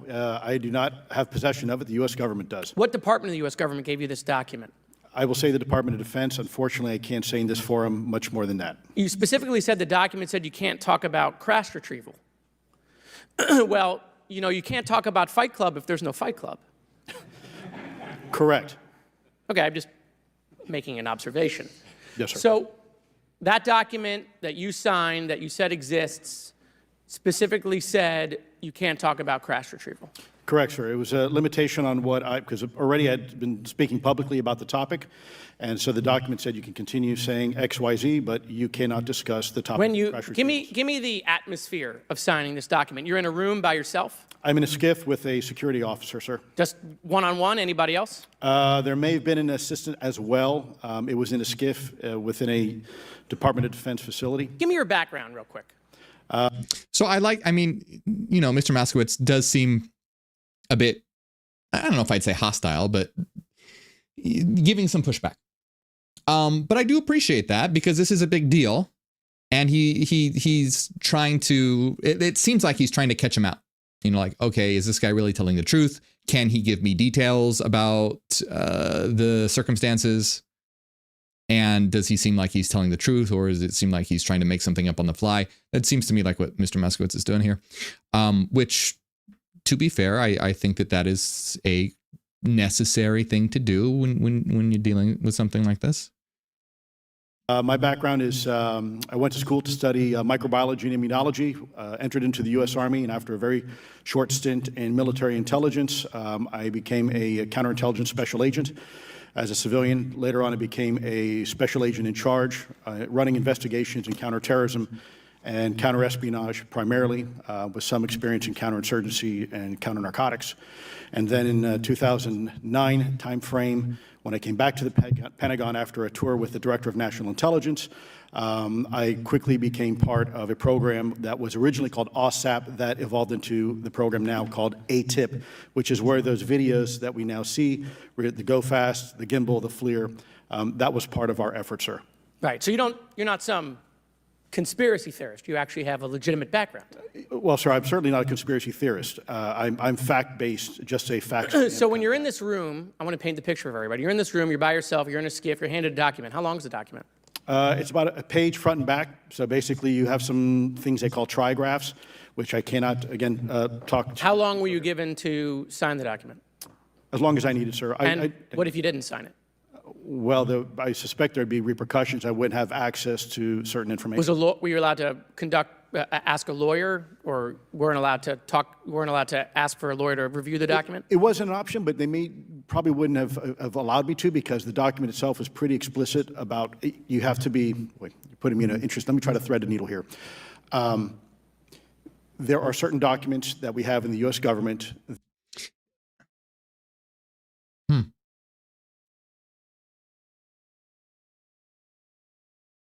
His responses doesn't seem like he's making it up. Seems I'd be inclined to, I'm not a expert analyst of like cues and whatnot, but it seems pretty believable. That allow people to have access to certain programs, whether it's a special, and I'm going to be very generic here, whether it's a special access program or a controlled access program, SAP, CAP, whatnot. How many people have to sign that document? It depends how many people are going to get access to the information, sir. Okay. Last question. Doctor, real quick, can you tell us about the Omaha incident in greater detail? I've read your background, right? Some people would label you as a member of the deep state, since you worked in government for a long period of time. But can you tell us more about that incident? You've written a lot about that. I wrote a lot about incidents like it, Congressman, but that specific incident involved the USS Omaha, littoral combat ship of the U.S. Navy operating off Southern California. I don't remember the exact date. It was within the last decade. And what the watchstanders on the bridge observed was a UAP, again, something that was aloft but had no observable exhaust or control surfaces. So it was something that couldn't be explained. And then they saw it enter the water from the atmosphere and going through the air-sea interface, and so thus exhibiting transmedium travel. Thank you. I yield back. Thank you. I'll now recognize Mr. Grothman for 5 minutes of questioning. Yeah, we'll start with Mr. Gallaudet. During a previous UAP hearing, Navy Commander David Fravor discussed the TikTok object engaged in 2004. Did Mr. Grothman just say TikTok?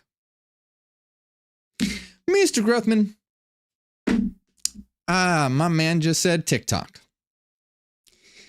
I don't think it's TikTok. I think it's Tic Tac. Are you familiar with the incident, the TikTok incident? Yes, sir. That's almost... No, I know he said but listen, he says TikTok, doesn't he? David Fravor discussed the TikTok object. He says TikTok. He doesn't say Tic Tac. He says TikTok. Yeah, look, listen. Navy Commander David Fravor discussed the TikTok object engaged in 2004. You familiar with the incident? That's probably why they're trying to ban TikTok. They don't know that they think that they're aliens. The TikTok incident? Yes, sir. And that's almost 20 years ago, right? Yes, sir. It's been said there are more videos, documents, and reports related to this incident. Do you believe the information regarding the TikTok incident should be available? He keeps saying it. I'm sorry, I have to get all the entertainment I can get from Mr. Grothman because I'll fall asleep if not. Available to all members of Congress, and in your expertise, what reason would the Department of Defense possibly have? Do you think that Dr. Gallaudet is like really wanting to correct him right now? Because you know he hears that he's saying TikTok, and you know he knows that it's not TikTok, so he's probably really wanting to correct, but he can't, right? That'd be rude, I would imagine. So I must really anyway. For not releasing information that's over 20 years old. Thank you, Congressman. I don't think there's any good reason to withhold information and important data, especially of national security concern from Congress. Well, what would they say? I will speculate, sir, that they don't want to share that kind of information because it reveals weaknesses in our ability to monitor and protect our airspace. Okay. In your written testimony, you claim last year's UAP hearing before this Oversight Committee confirmed that UAP-related information is, well, it's not only being withheld, but that elements of the government are engaging in a disinformation campaign to include personal attacks designed to discredit UAP whistleblowers. Could you elaborate on that statement a little? Yes, sir. Earlier this year, I met with the DoD's All-Domain Anomaly Resolution Office, and what I thought would be a 90-minute meeting just to meet with leadership turned out to be an hours-long influence operation on me, where they attempted to convince me of the validity of the very flawed and error-ridden historical records report. In addition, they tried to have me question very valid UAP reports like the Tic Tac incident, and even coming to stating possibly that the Tic Tac was American technology. And then, of course, if you ask David Fravor or Alex Dietrich, the two witnesses, they were convinced it was otherwise. And then, and they also cast discredit on various UAP whistleblowers and witnesses to question their validity and credibility as witnesses. Okay. We'll go to Mr. Elizondo.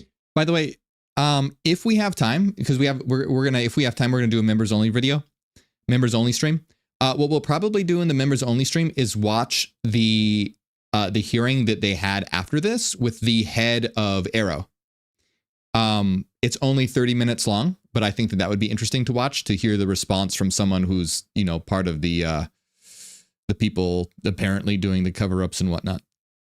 Hope I got that right, or not, at least Close not enough, that sir. You're familiar with the recent drone incursion over Langley Air Force Base? Yes, sir. The owners of these drones remain unclear. The U.S. military has not been able to give us in Congress an answer. Given your experience with the Department of Defense and the intelligence community, how frequently are UAP sightings over military installations?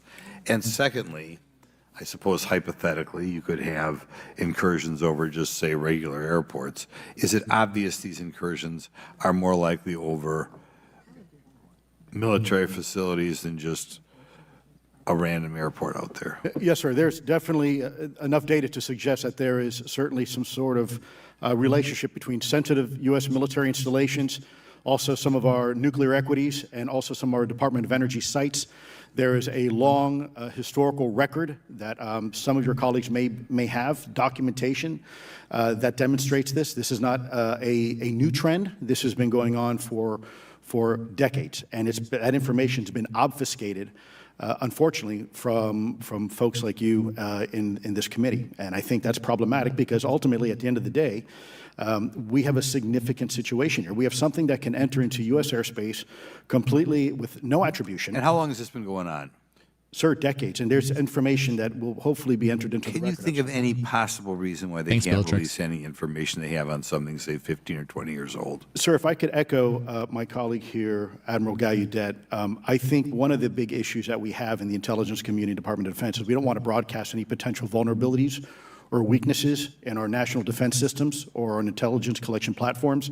Therefore, when you have a conversation where you address a problem for which there is no solution, it makes that a very uncomfortable conversation to have. Okay, we'll switch to Mr. Shellenberger.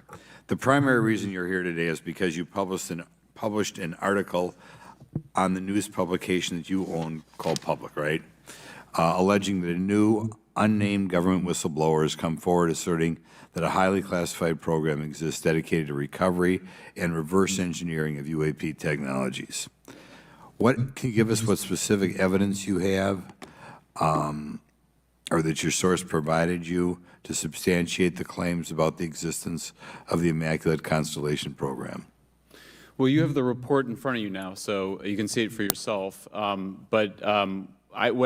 checked the report, and I did not find it based on existing cases. It was new cases for me. I hadn't found anybody. So that answered for me that it was not obviously circular reporting, which is one of the big concerns in this space. I also had the name of the program confirmed by more than one additional source. So yeah, and then of course I checked to make sure that the source was who they claimed to be. Okay. I should also say that when I said before it was this database, it is a much broader program than that. It also includes human intelligence, and then, as you mentioned, the retrieval and the... Any knowledge of what country these things originated in? No. No, I have no idea. Okay. Okay, I will now recognize Mr. Burchett for 5 minutes of questions. Thank you, Chair Lady. I request unanimous consent to enter into the record documents provided to us regarding legacy UAP programs and psychological operations. Lou Elizondo. So ordered. I also want to thank my buddy Jeremy Corbell for providing us documents and access to some whistleblowers. Mr. Elizondo, what is your last position with the federal government? Sir, I was the Director of National Program Special Management Staff managing a White House Special Access Program on behalf of the National Security Council. How would you characterize UAPs?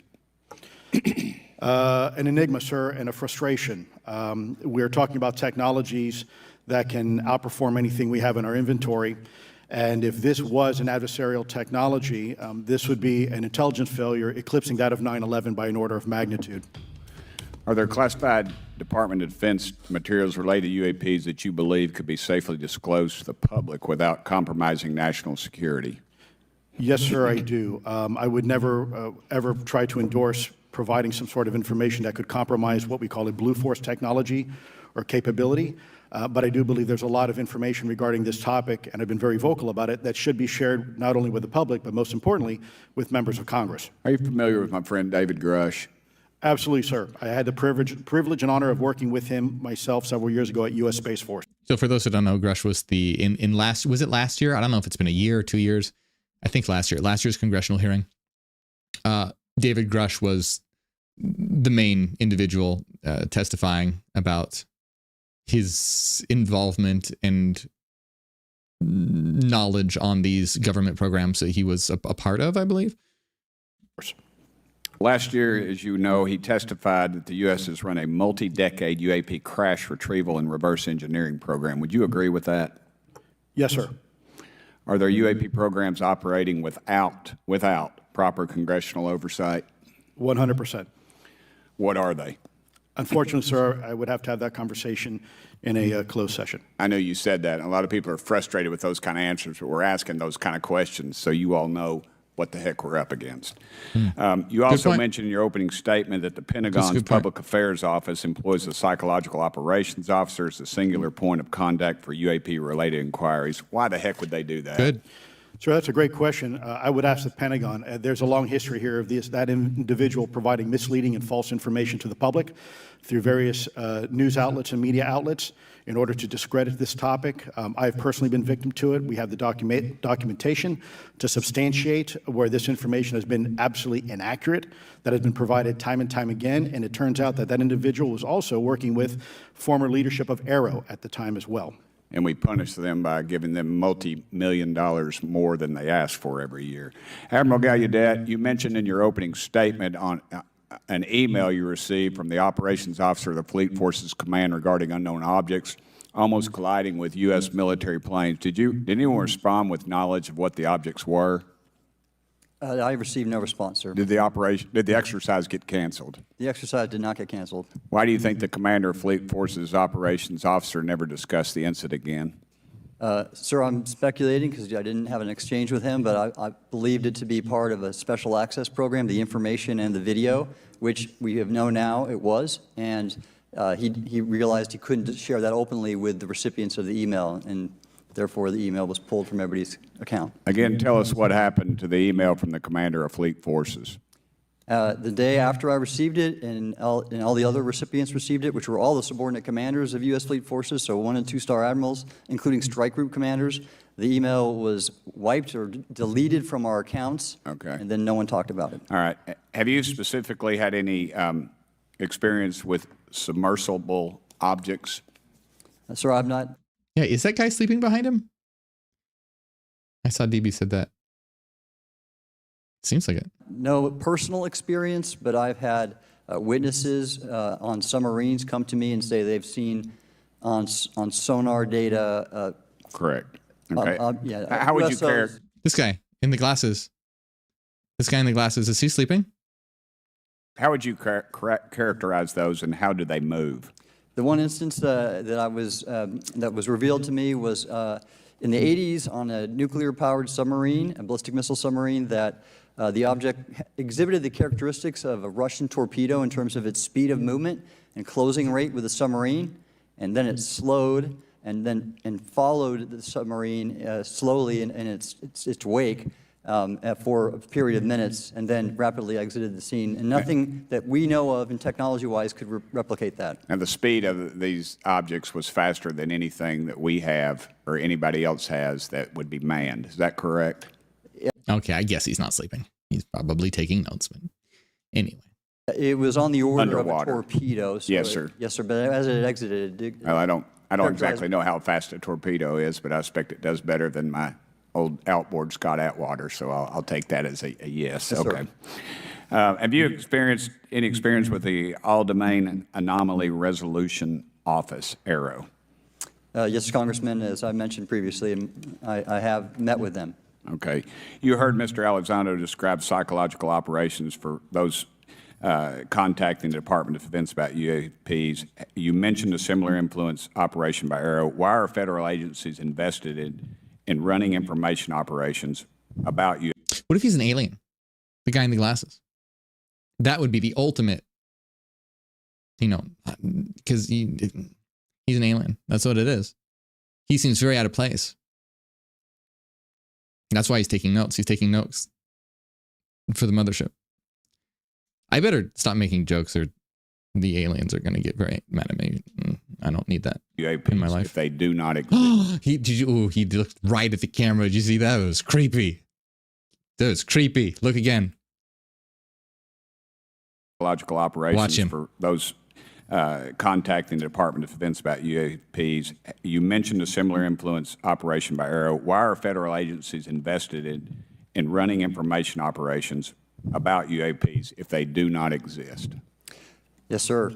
But I'll make a statement on AARO's behalf. They have new leadership. The office has reached out to me to meet again, and I take that as a good faith effort, and we'll see where that goes. Thank you. Chair Lady, I've run over. Thank you. Thank you, Mr. Tennessee. I would now like to recognize Mr. Higgins. You're the king of Tennessee. Mr. Higgins, you're recognized for 5 minutes of questions. Thank you, Madam Chair. Mr. Elizondo, Mr. Shellenberger notes in the report that we've been given for this hearing. I believe, Mr. Shellenberger, let me shift you, the author of this report. I'm sorry, sir. I'm not the author. Mr. Shellenberger, were you the author of this report? No, I was not. No name on it. No. Do you know the author? I do. You do. And how would you estimate that madam or gentleman, the author? The person is a current or former U.S. government employee. And it states here that this is the public version of the author's report. Yes. So where might one find the non-public version of the author's report? I don't know the answer to that. Would that be with the Department of Defense? I don't know. But you do know the author. I do. You know what the author's sources were? The author's sources are described in the report. These databases, the Immaculate Constellation. Right, but you expressed some confidence in the sources. I would. Earlier in testimony, you expressed confidence. So do you know those sources? I do. Are they within the Department of Defense? I can't say. You can't say or you won't say? I won't say. Okay, why not? Because I protect my sources, and I think the reason. But you're not naming them. It's a big department. But many of us on my side of the aisle would say it's far too big. So you're talking about the Department of Defense, sources from within the Department of Defense? I'm not willing to reduce the potential universe of where my sources might be. Okay, moving on. In this report, Mr. Elizondo, for reference, several types of allegedly alien craft or possibly alien craft or unknown aerial phenomena, what we used to call UFOs, are described. Spheres and orbs, discs and saucers, oval or... You know, this guy, he seems, you know, like he's a little monotone, but he seems like he could be a good villain. Like, I could imagine him giving a very monotone monologue, like while he has you tied up and he's going to kill you in like 5 minutes. Like that's how his voice sounds to me. Like he's very calmly telling you that he's going to murder you. Tic-tac, triangular shape, boomerang and arrowhead, and irregular or organic. Mr. Elizondo, does that summarize to you the types of craft that we're discussing today? Sir, that is a general morphology, historically speaking, of many UAP. So those descriptions are very different craft. Is it your assessment that they would come of different origins? It's possible, but it also could be a matter of utility. And let me just state for the record, I never read the report that or the article that Mr. Shellenberger put out. The reason That's a good point. We're just referencing it. Yes, sir. For descriptive purposes for the American people. Mr. Shellenberger, in this report, it's striking to me that regarding the descriptions of experiences with these various craft, several of them include biological effects and several do not. Are you familiar with what I'm talking about? Yes. Okay, so spheres and orbs, triangular craft, and irregular or organic craft include some descriptions of biological effects, including feelings of unease, electronic device malfunctions, long-term psychological effects such as anxiety or insomnia have been noted, feeling of being watched, a shared awareness with the triangle craft. Whoa.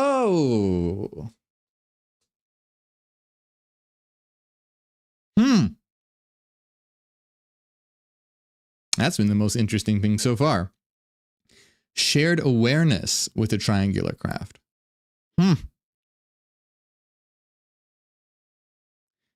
Definitely, that's interesting. That's very interesting.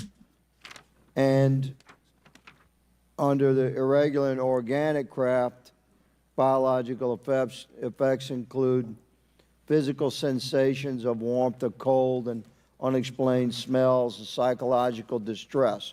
So these are very specific descriptions of the reactions of human beings, which allegedly have been noted from a study here, a report. All of those experiences would have been described by the sources that the author used?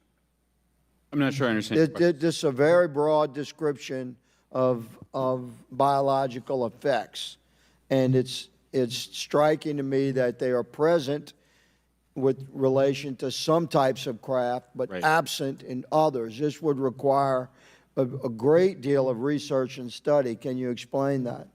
My understanding is that this is, the database is very large. It includes both the images, the videos, the still images, as well as the human intelligence, the reports, the raw data from individuals having these experiences. So in answer to your question, yeah, I mean, I think we're looking at a very large amount of data collected over many decades. And that data is held by the Department of Defense? Well, I will say that after I published, I was told that this program, that the USAP was actually managed by the Department of Defense, but held at the White House. Roger but that. that's a single source, and I don't have multiple sources to verify that. Thank you, sir. I did my best to trick an answer out of you, but I was partially successful. Madam Chair, I yield. Thank you. I now recognize Mr. Frost for 5 minutes of questions. Thank you, Madam Chair. In addition, I kind of like that guy. I don't know anything about him.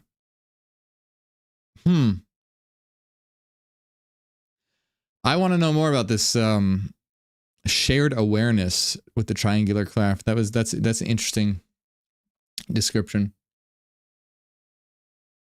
Because I would imagine, you know, if this is legit and these are non-human, created objects, I would be inclined to believe that they would be most likely directed or piloted by consciousness to some degree.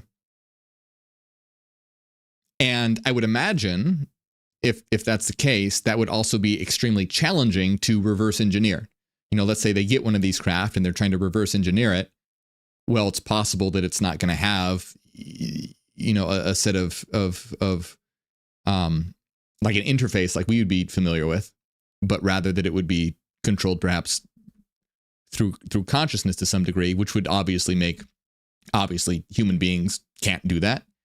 So it would make reverse engineering very difficult because it would be completely different than anything that we have as far as technology goes. Interesting. Okay. Anyway, he was interesting. in addition to serving on this committee, the Oversight Committee, I also serve on the Science, Space, and Technology Committee, where we often discuss how essential data and evidence are used in science and used at departments such as NASA. During a hearing, NASA Administrator Nelson affirmed the importance of NASA in helping us to understand UAP. Mr. Frost is a badass name. That's a cool. This guy is about to become a supervillain. Hey, Jeremy, thank you for the super chat. Says, I bet one of those guys is an alien. Yeah, the sleeping guy with the glasses. He's definitely an alien. Mr. Gold, if the government doesn't have the data it needs on UAP because, say, someone who saw something is concerned about stigma, public backlash, etc., or maybe there's just not good systems in place. Laura says that could be why they travel so fast and maneuver so well. I mean, if controlled by consciousness rather than mechanical forces. Yeah, I mean, I'm sure that they are a mechanical device relying on, but as far as the way that they're piloted, could be consciousness, which would make sense, right? Like, so, I mean, this is a lot of speculation, but like I've said before, I believe that this would be more related to like interdimensional beings. So think about it. An interdimensional being, what we know as a zeta, as being a node of a subnetwork mind, would require some kind of interface. Like, we exist as souls, as zetas in the frequency domain, and our bodies allow us to interface with this reality.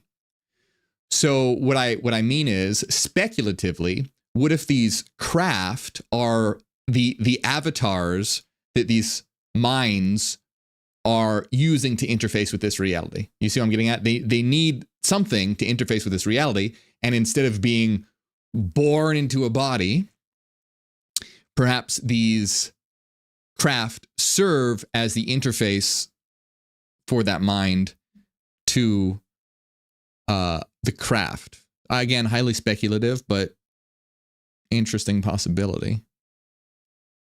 how are we supposed to ultimately figure out what's going on?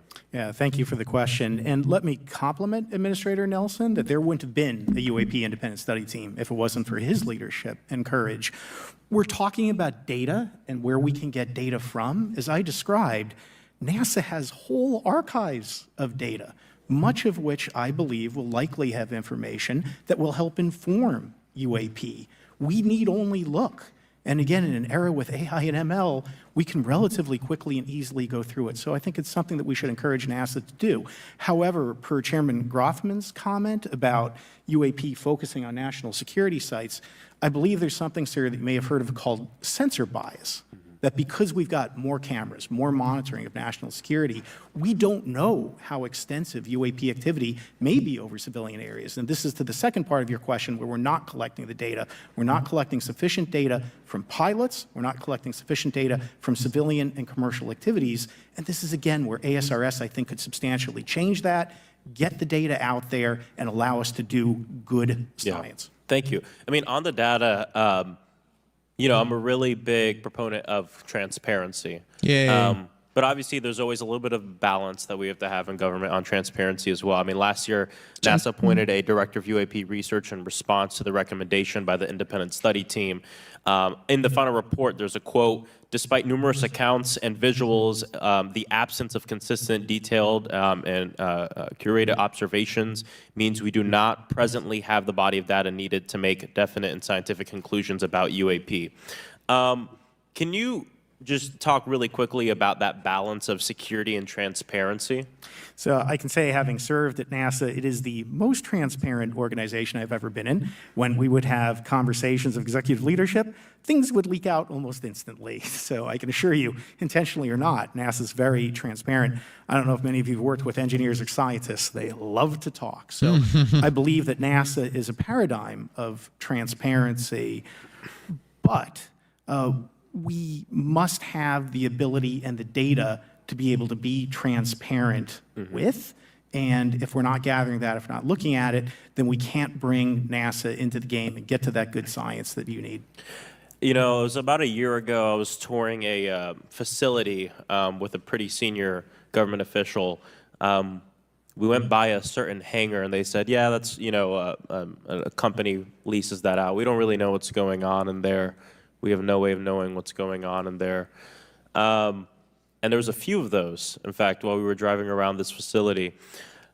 To what extent do you think that some of the UAP out there comes from off the books or unauthorized experimental aircraft?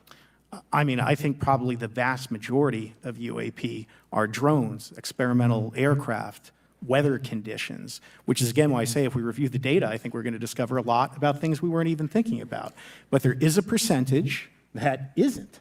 And looking into those anomalies is how discoveries will be made. It's a good point. I like, you know, these are good points. He's like, hey, a lot of this, yeah, most of them are probably drones and things along those lines, but some of them aren't. Some of them are not. So, yeah, nice. Well said. I would be inclined to agree with this. Relative to science, Congressman, if I can say, when NASA studies black holes, when NASA studies galaxies, we have instruments that are tailored to do so. With UAP, we're using cockpit gun cameras or cell phones. We could never do good science with that. And this is a very good point. Okay. Let me tell you, the NASA budget is under pressure. We need to make sure that the Artemis program is funded fully. We need to beat China to the moon and maintain our presence in low Earth orbit. So NASA would need more money to do this, but I think tailored instruments that would look at UAP in the same way that we have tailored instruments to look at astronomical data is important to gathering valuable and uniform information. If we were studying black holes by using fighter cockpit cameras, we probably wouldn't know that much about black holes. 100%. Well, I think it's important that federal leaders take the necessary steps to ensure that UAP does not pose threats to the American public as well, and that we have. That is a very good point, because if they had instruments specifically designed for this, then, you know, let's say that it is just drones or weather balloons or whatever. Well, then we would be able to tell that it was that clearly if we had, you know, it would dispel any sort of speculation if we had instruments designed to figure this out. And also, it would add credibility to things that are inexplicable, because you'd have much more high resolution imagery, and probably all kinds of analytics applied to it. So yeah, those are all great points. I guess interesting. Okay, no, I agree. The necessary budgets to collect this data, so we can actually see what's going on. And I'm fully supportive of funding the Artemis mission. I think it's very important. Also, a personal note: the pilot is. Yeah, Chris said, like Morgue said, it's more like interfacing with the craft. Imagine being capable of controlling anything, like you control your own body with your consciousness. The Zeta would bind to the craft, essentially. Yeah, I think that is a possibility. There's multiple possibilities here. It could be that, like you just said, and I alluded to earlier, that the craft could be a direct interface for a Zeta to control consciously. That's not from this domain, that's in another domain entirely, which is what we do with our bodies. That's what we do. We aren't in this domain. We are in the frequency domain. Our avatars are just in this domain, and it makes us, it's like putting on a VR headset. It seems like we're in this domain. So that's a possibility. I mean, there's other possibilities as well. So there could be the creation of like, and there's been some talk about this, but almost like disposable bodies, like disposable avatars, like, like actually biological alien type creatures, but that don't reproduce and that don't need very much food, or they're basically kind of so they would be, sent to Earth, and then a consciousness, a Zeta, could link to those, disposable avatars, and then control, some kind of UAP. So that's possible, but it does seem like an extra step. If you could just engineer a UAP to have a direct consciousness interface. But that's just a matter of what is actually possible. And there's a lot of possibilities, but interesting. Is a frat brother of mine.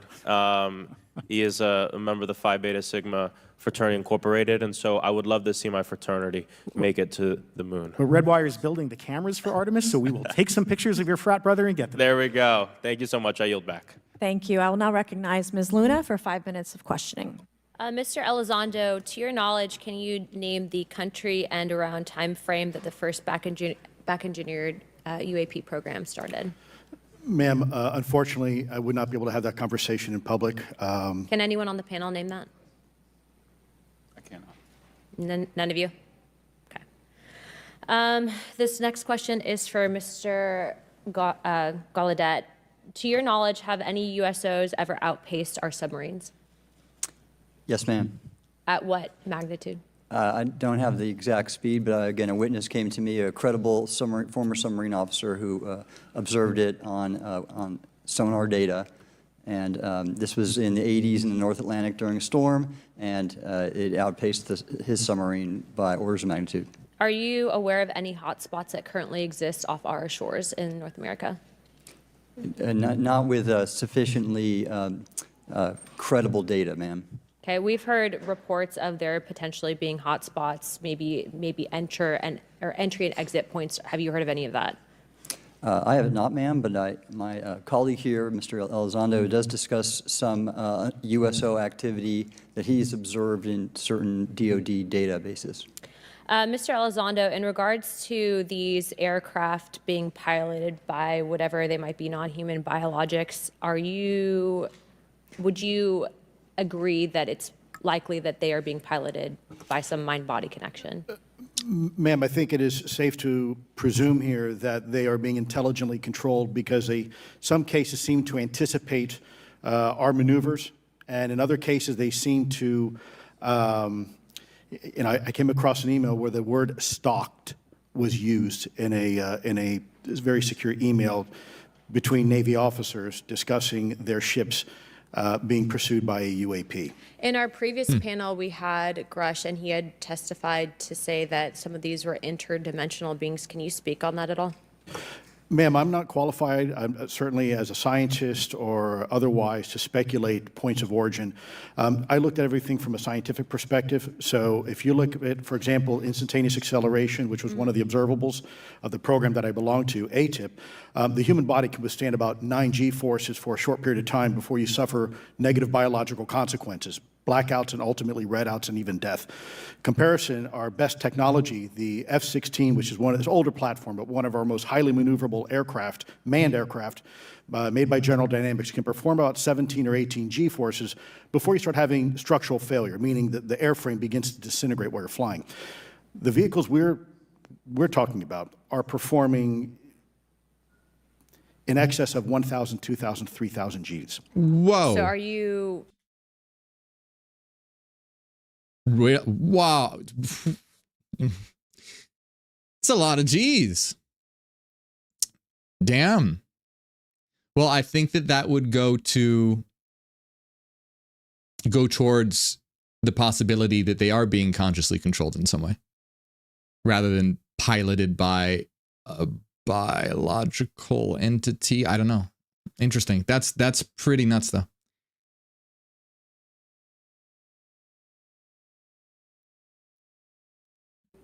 I guess would it be safe to infer that they're living craft? You know, I'm not prepared at this point to state for the record is something alive or not, because even that definition is hard. There was a time in science we thought that life required oxygen, and we now know that's not true. There are anaerobic bacteria that thrive in oxygen environments that lack oxygen. And so also the same with photosynthesis. When I was in college, it was told everything is derived from photosynthesis as a form of energy. In reality, that's not true. There are things that live off of chemosynthesis. So we're constantly having to reevaluate our understanding of what the definition of life is. Mm-hmm. Do any of you ever come across reports from people that claim to have firsthand experiences with these entities, whatever they might be, or these aircraft, and then as a result, whether or not they're religious, find that these things will automatically disappear? Anyone, and this is open to any of you on the panel. So just real quick, because I'm running out of time. Lou? Ma'am, I've always been a nuts and bolts kind of guy. When I was at ATIP, I was focusing more on the performance characteristics and less on the potential occupants. Okay, the reason I ask is because it seems like, just based on our conversations, that we've had people that say that there are good and bad of whatever these things are. Ooh. And so my concern from a national security perspective is A, that true? B, are you guys hearing the reports of that? And C, I think moving forward in regard to technology, Mr. Gold, if you can answer this real quickly, some of these aircraft, it seems that they are operating off of energy that we don't currently have. But just yes or no, in your opinion, if we were able to obtain that, would that impact humanity for the... So that's interesting. I guess according to her, there are some reports of some of these entities being bad and some being good. That's interesting. I mean, this would fall in line with what I discuss in my third book, Cosmogenesis, on like slave frameworks and nexus minds, where there are some subnetwork minds or highly evolved collective consciousnesses that want to see humanity flourish and grow and expand their consciousness into a positive society. And there are others who want to influence humanity's consciousness towards being on the same wavelength as theirs to assimilate them into their framework. And when I say on the same wavelength, I mean by them accepting their ideology and philosophy, so as to when it is implemented, they accept it and be incorporated into a negative hierarchical system that benefits at the top, those at the top at the expense of the few. And you see that this is being implemented right now in our society as the oligarchy, the rich billionaire class continues to get richer, and the divide between the rich and the poor gets wider and wider, to the point where the world is geared towards increasing quality of life for the billionaire rich elite class at the expense of the other working class and other classes in general. So anyway, interesting. The better or negative? Would certainly save us some money on funding on Artemis. Definitely. And this is a national security issue, that if there is such technology out there, we're not the only country that might have access to it. We don't want to be on the wrong end of technological surprise. Okay. He didn't answer any of the questions. Thank you guys for your time. All right, thank you. I will now recognize Mr. Garcia for 5 minutes. Thank you, and I apologize for stepping out. My governor is here upstairs, so I'm trying to get in between meetings, so apologize for that. I want to just start by just asking everyone on the panel or witnesses, and I had a chance to read all the testimony before, but just to set the agenda, just if we can go down real briefly, do you believe, just for the record, that the federal government, any part of the federal government, is knowingly concealing evidence about UAPs from the public?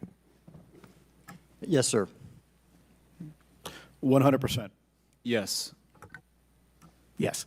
Thank you. I also want to just go down the line. I know many of you have already said this, but I just, for the record again, just briefly, what do you believe UAPs could be or are? Strong evidence that they are non-human, higher intelligence.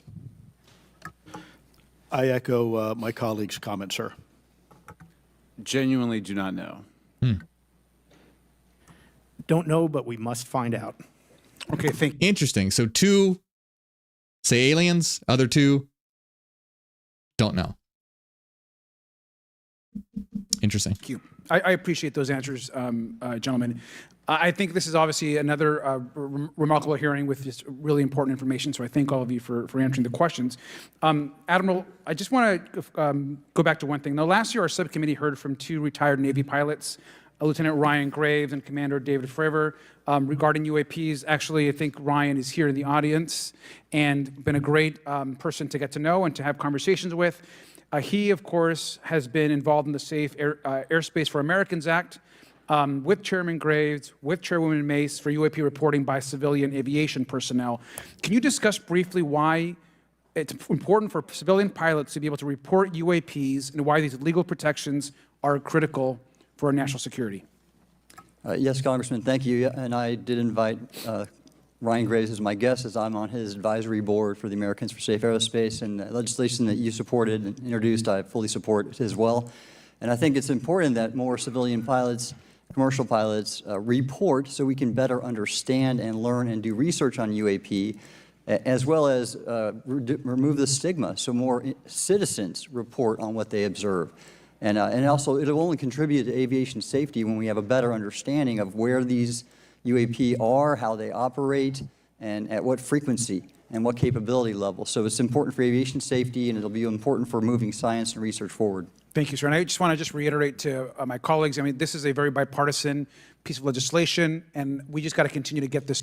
Max's random video says, if beings can create their own worlds, can they actually be an avatar in their own world and control it to their will? Yes.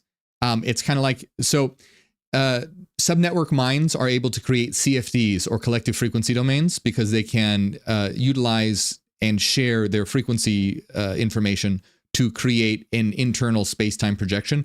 Basically, it's like a dream. It's like a shared dream. So when you go to sleep and dream, you have a dream body. It's usually your own body, but it's not the same body. It's not the physical body that you have right now, but it's a dream body, but it's your avatar within your dream world. So a CFD, in a sense, technically the CFD projection is like a shared dream space built by a subnetwork mind, meaning a multiplicity of minds that can, yes, then can project themselves within their own shared dream space. Through the Congress, and it's incredibly important that civilian pilots have the opportunity to safely report the UAPs that they are seeing or encountering in the air. And I can't express Thanks, Rose. How critical this piece of what I believe is a larger collection of evidence and facts actually happen. We've been approached by pilots. I've talked to folks that have been engaged with our office and others, and there is still enormous stigma. And essentially, we don't have a system where folks are feeling free to be able to report what they're seeing. And so I just want to reiterate that advocacy. Mr. Gold, in your testimony, you discuss NASA's aviation safety reporting system, a confidential, non-punitive reporting mechanism. In the Safe Airspace for Americans Act, we explicitly allow for civilian reporting, of course, of UAPs. Can you explain why the NASA task force recommended the use of the aviation safety reporting system? The aviation safety reporting system is an existing system that is trusted, that has taken hundreds of thousands, now millions of cases. And again, recognizing budgetary constraints, this seemed like the perfect way to be able to gain more data. And when it comes to the stigma, sir, it's something that pilots are used to reporting on, that crew is used to reporting on. So it's a great way to get data, to overcome the stigma without spending really that much more additional money since the system exists. Thank you so much for your support of that. Thank you for what Ryan Graves does. This is a common sense means to expose the truth of UAP for the purpose of this hearing. Thank you. And I just want to also add, now earlier this year, as part of the House Defense Authorization Bill, the NDAA, I had filed an amendment to include the UAP Disclosure Act, which would create a UAP Records Review Board and exercise of eminent domain over UAP-related material, modeled actually on the JFK Assassination Records Collection Act, which is widely known. Now, the amendment was blocked, but thankfully the Senate included the amendment by Senator Rounds and Schumer for the UAP Disclosure Act. So I just again want to say that we should be pushing and ensuring the UAP Disclosure Act, which is bipartisan in its support, should move forward. And if I can just briefly, particularly Admiral, can you just briefly, as I close my time, explain why the UAP Disclosure Act would be critical for us and our national security?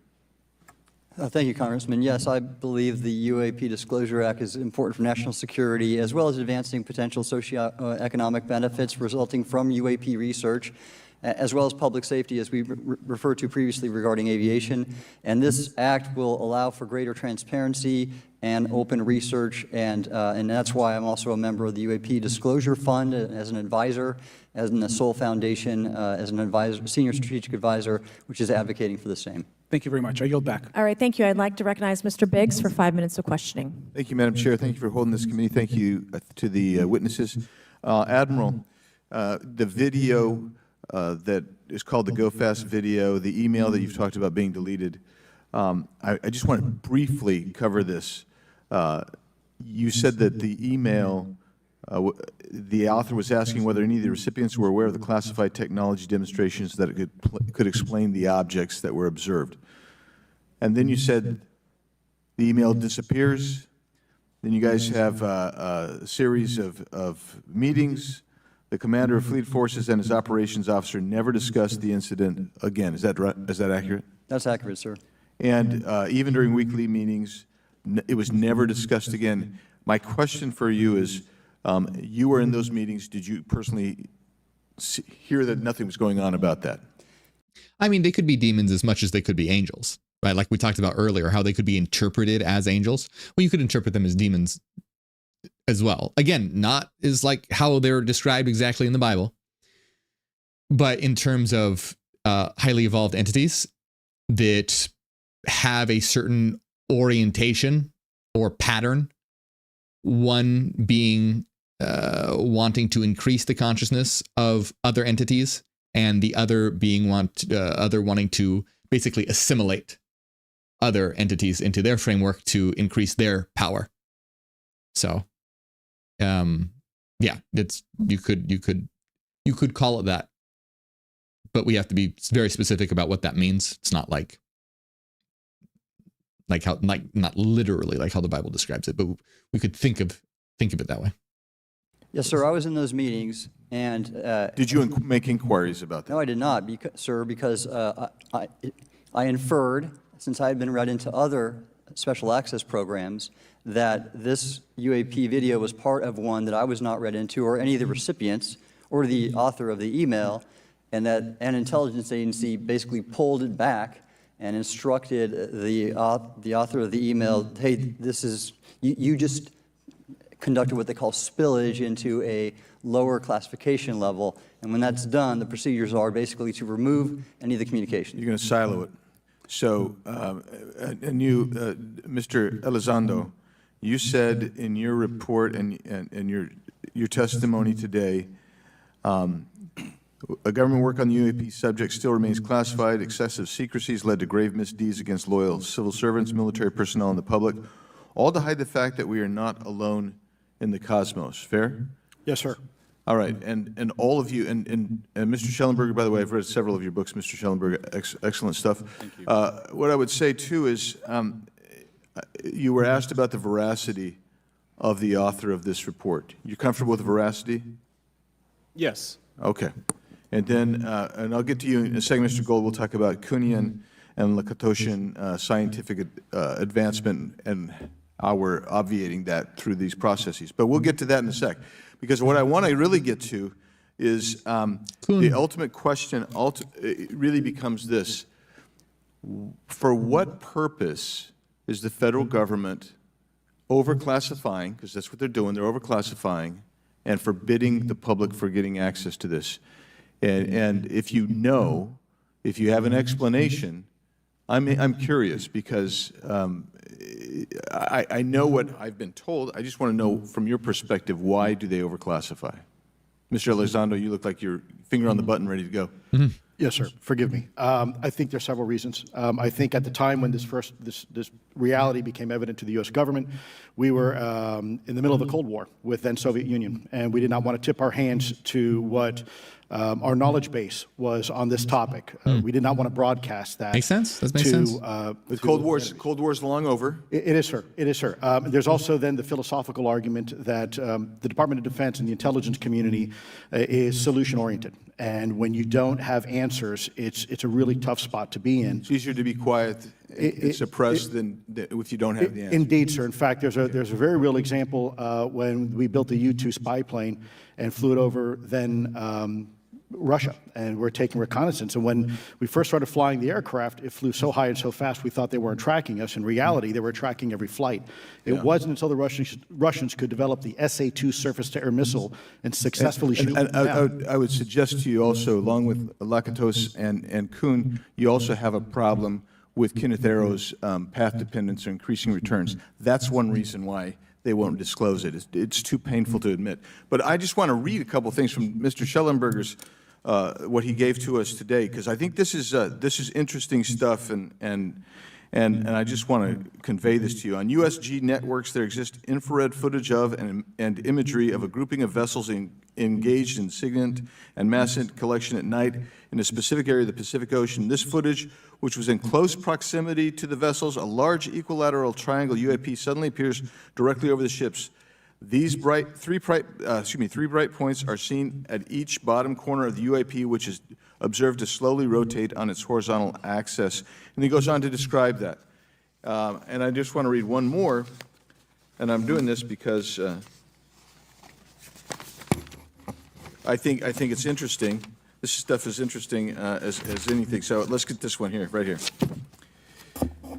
While performing a routine airspace surveillance and control mission in the Eastern Air Defense Sector, an F-22 fighter observed multiple UAP contacts at mission altitude. Moving to intercept the F-22, pilot noted multiple metallic orbs slightly smaller than a sedan hovering in place. Upon vectoring towards the UAPs, a smaller formation of the metallic orbs accelerated at rapid speed towards the F-22, which was unable to establish radar locks on the presumed hostile UAPs. The F-22 broke trajectory and attempted to evade, but was intercepted and boxed in by approximately 3 to 6 UAPs. And then I'll leave that there, but because I just have no more time left. Well, she's not looking. So let's just get into let's get into part of this. I thought I would be saved by the bell. No. Let's talk about Kuhnian, Lakatoshian type of scientific development, and the problem that we have here is you have institutional blockage of what would be normal development of scientific ideas.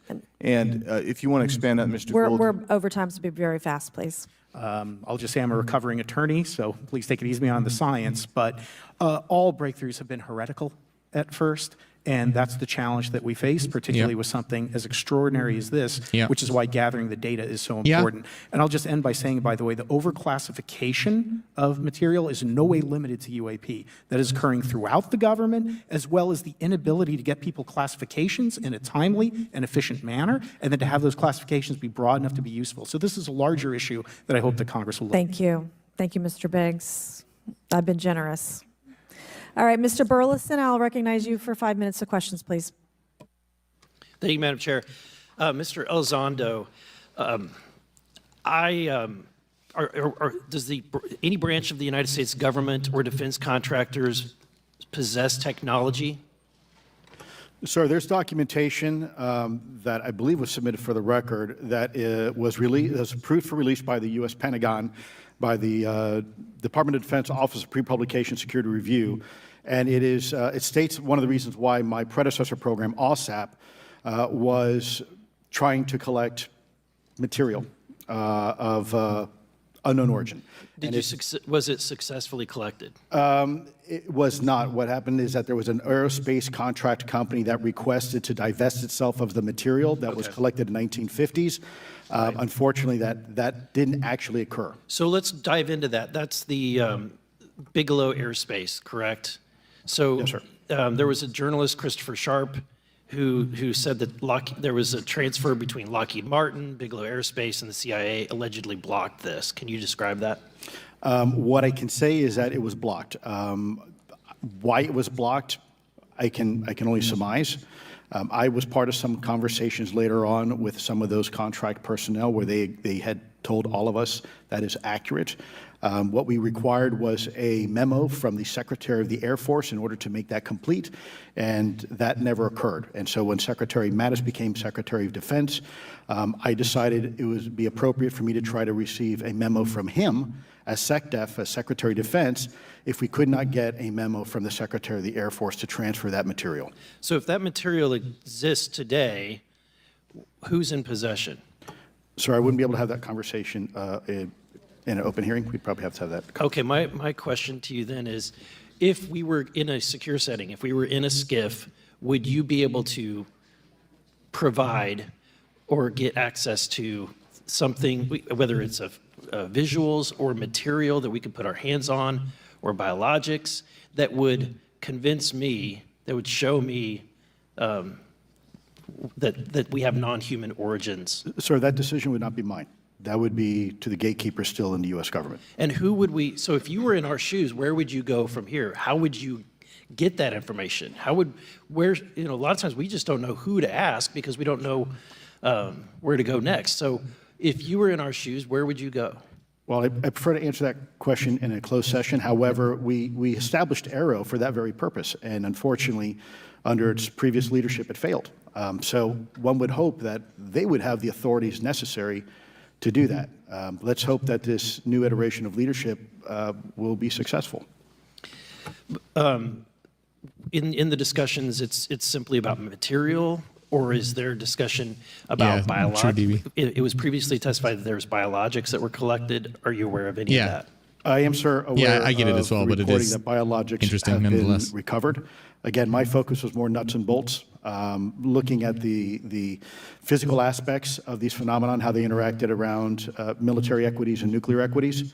So I'm certainly not a medical expert. I would not be able to probably provide you a whole lot of value in that simply because I don't have the expertise. But was anything described as that we have possession of bodies? Yes, yes. We have is it multiple types of creatures, or? Sir, I couldn't answer that. I can tell you anecdotally that it was discussed quite a bit when I was at the Pentagon. The problem is the supposed collection of these biological samples occurred before my time, in fact, before I was even born. And was this part of the Lockheed Martin discussion, or was this the biologics is a completely separate?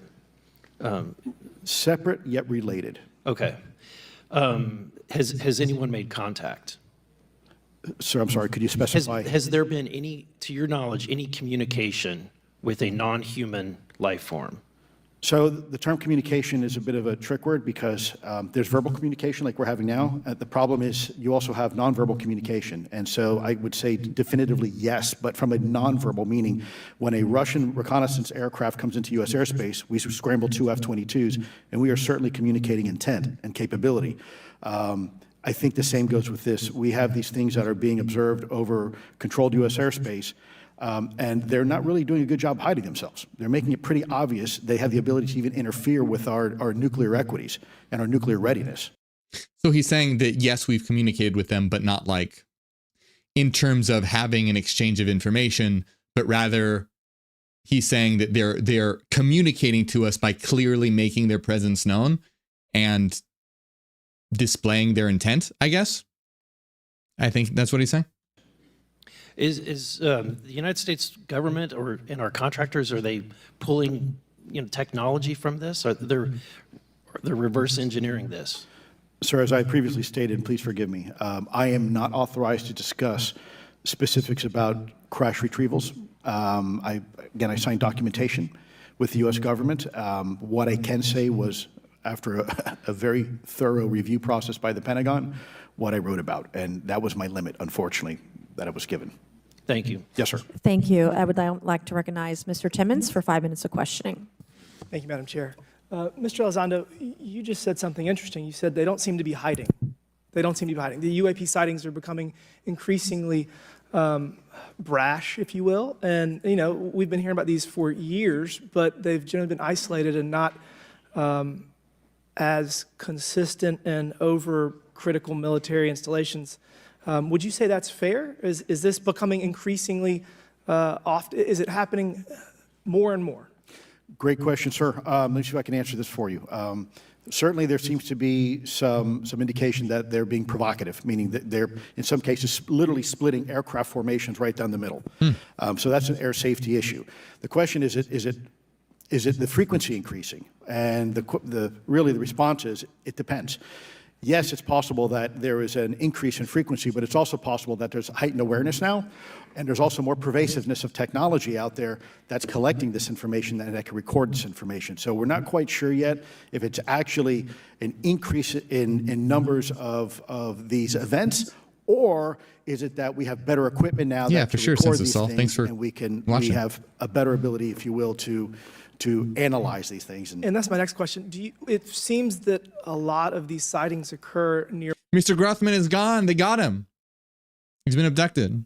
Military installations. Do you think that these UAPs are intentionally targeting military installations, or do you think that we have increased abilities to monitor surrounding the military installations? Sir, maybe both. Part of my concern is we have something in the Department of Defense and the intelligence community called IPB, Initial Preparations of the Battle Space. And we use equities like ISR, intelligence, surveillance, and reconnaissance, and other type of equities and technologies to prep the battle space. And certainly, you know, if I was wearing my national security hat, even if there was a 2% chance that there was some sort of hostile intent here, that's 2% higher than we really can accept. And so we must figure out, there's a calculus, capabilities versus intent, in order to identify if something is a national security threat. We've seen some of the capabilities, yet we have no idea in the intent. And so this is why this discussion is somewhat, I think, problematic from a governmental perspective, because we have no idea. Sure, thank you. Mr. Shellenberger, you're particularly familiar with the Langley Air Force Base incident a year ago? Are you familiar? Just from what I read in the Just news. from what you've read? Yeah. I would imagine a large percentage of the American population became aware of that with the Wall Street Journal article. Would you agree with that? Yes. And were you aware of that incident prior to the Wall Street Journal article? No. To the rest of the panel, was the Wall Street Journal article the first time that y'all were made aware of what was essentially an over 2-week UAP frenzy over Langley Air Force Base? Were y'all aware of this prior to the Wall Street Journal article? Anybody? Show of hands. Yes, sir. Dr. Gallaudet, could you give me how did you become aware of it? Well, a colleague of mine who I referenced previously, Chris Mellon, he wrote an extensive article about this, that there were other incursions of drones over Langley before this, as well as many, many military installations over the last 5 decades. And it's my understanding that there's been an ever-increasing in number, and I'm trying to think how to say this because I wear 2 different hats. I'm still in the Air Force. So, I mean, it seems that they're becoming increasingly brash, and the question that we really have to figure out is it non-human? And I think that's the biggest question the American people want to know. If it's China, it's scary because they have a lot of technology that we cannot explain. And if it's non-human, that's scary because we don't know the intent. Would you say that's fair?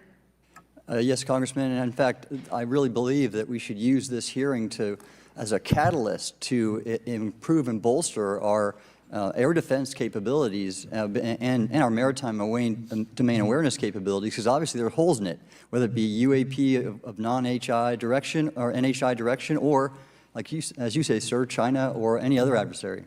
Are you all aware of any task force at the Pentagon or in the national security apparatus that's trying to assess the answer to that question? At the current moment, sir, no, but this is a great point. From 2020 to 2022, there was a UAP task force in the DoD succeeding where Mr. Elizondo worked, led by Jay Stratton, who had the first comprehensive whole-of-government approach to UAP, which involved pathways to declassification and to increase transparency, as well as assessing the national security risks of UAP. This was a really well-established approach, and we have all advocated that something like it return. I'm running out of time. The last thing is that we need authorities. The law enforcement, military do not have authorities to actually engage, and Congress needs to act to give those authorities to local law enforcement and the military so they have clear guidelines on how to assess these issues going forward. I yield back. Thank you. Thank you. I'd like to recognize Ms. Boebert for 5 minutes of questioning. Thank you, Madam Chair. Now that we have all been cautioned in this committee hearing that the mention of Pentagon's Immaculate Constellation program could put us on a list, well, I already find myself on many lists, I'm sure. So I speak my mind often, so why not just keep going with it? May as well just go all out and say it. The earth is flat, birds are government drones, and we've never set foot on the moon, and Joe Biden received 81 million votes in the 2020 election. So let's just see how many lists we could get on here today. But Mr. Shellenberger, I wanted to ask you, I think I understand from this hearing that you would agree that classifying information like this is not in the best interest of the people. Is that correct? Yeah, I mean, with the caveat that, of course, I would support classification necessary to protect secrets essential to national security, but I think it's pretty obvious that there's overclassification. Overclassification, yes. And so in most instances, if they can't tell us what, do you think at some point they'll at least tell us why? President-elect Trump has repeatedly committed to greater transparency, both on the UAP issue, on JFK files, on COVID origins, and many other things. So I think that we need to make sure that the next administration is held accountable for that. Agreed. And this is for all four of you. Yes or no, please. I have many questions I want to get to.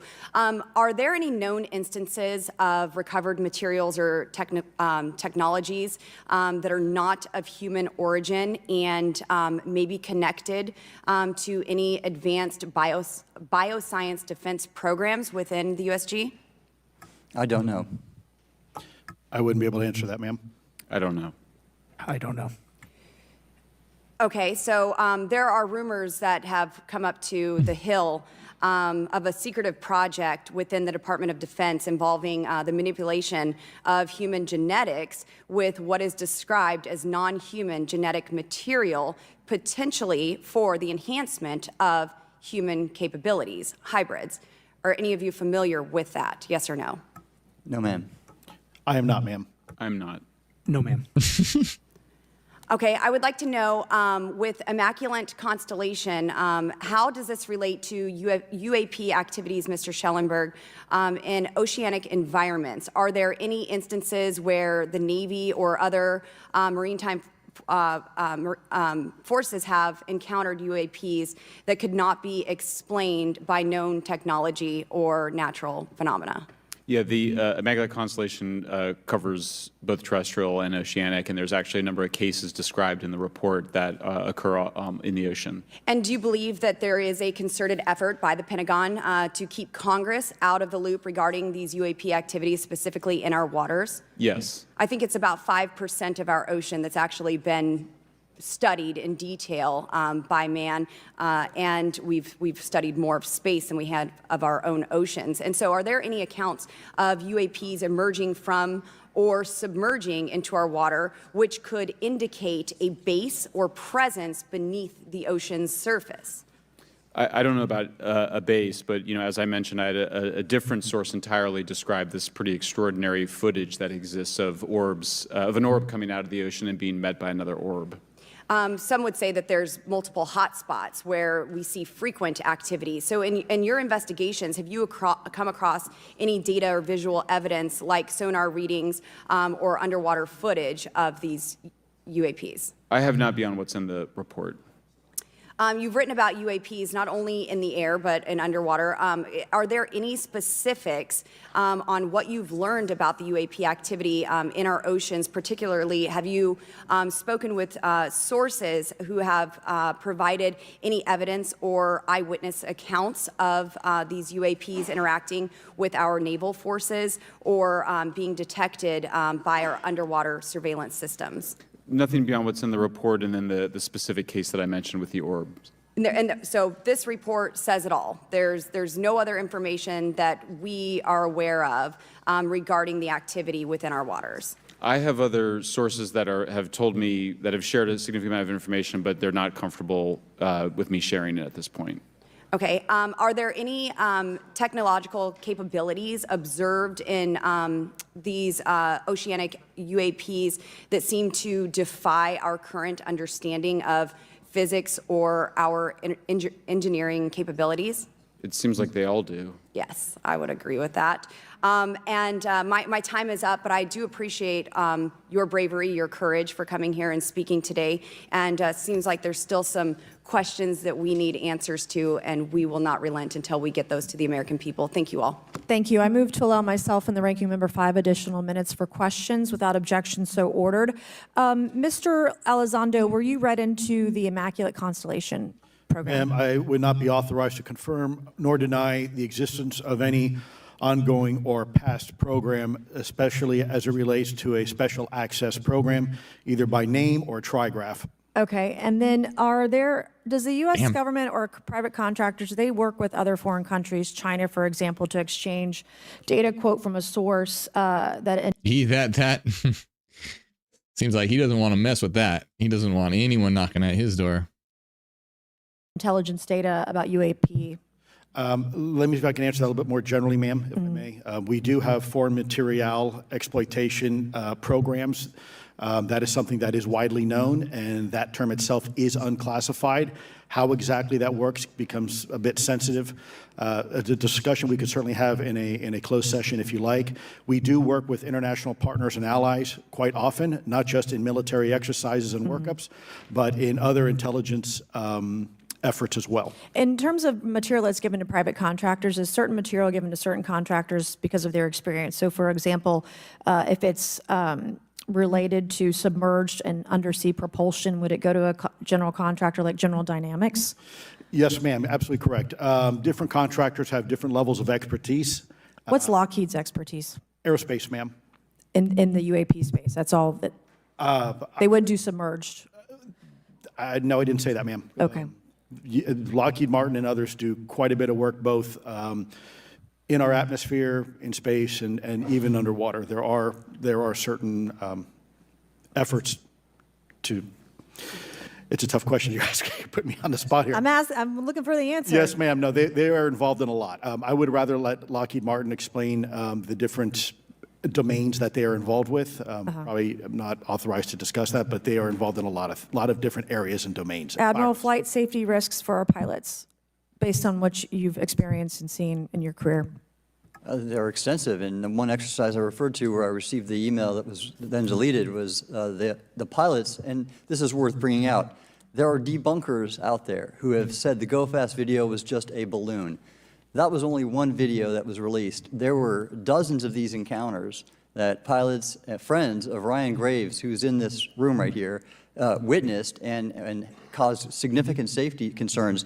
And to almost call out and exercise it and shut it down, which is very compressed, and the carrier's getting ready for deployment, and the pilots have to get certified to land on a carrier, it's extreme, to say the least.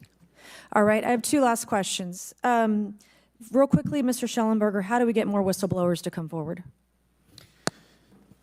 Well, this hearing is very important, and obviously, I can't encourage whistleblowers to obtain information, but I can guarantee that I will protect them and go to prison to protect their identities if they come to me. Yes, sir. Okay, my last question. The first hearing we had on this, I'd never been briefed on UAPs or what they were, biologics, non-human, et cetera.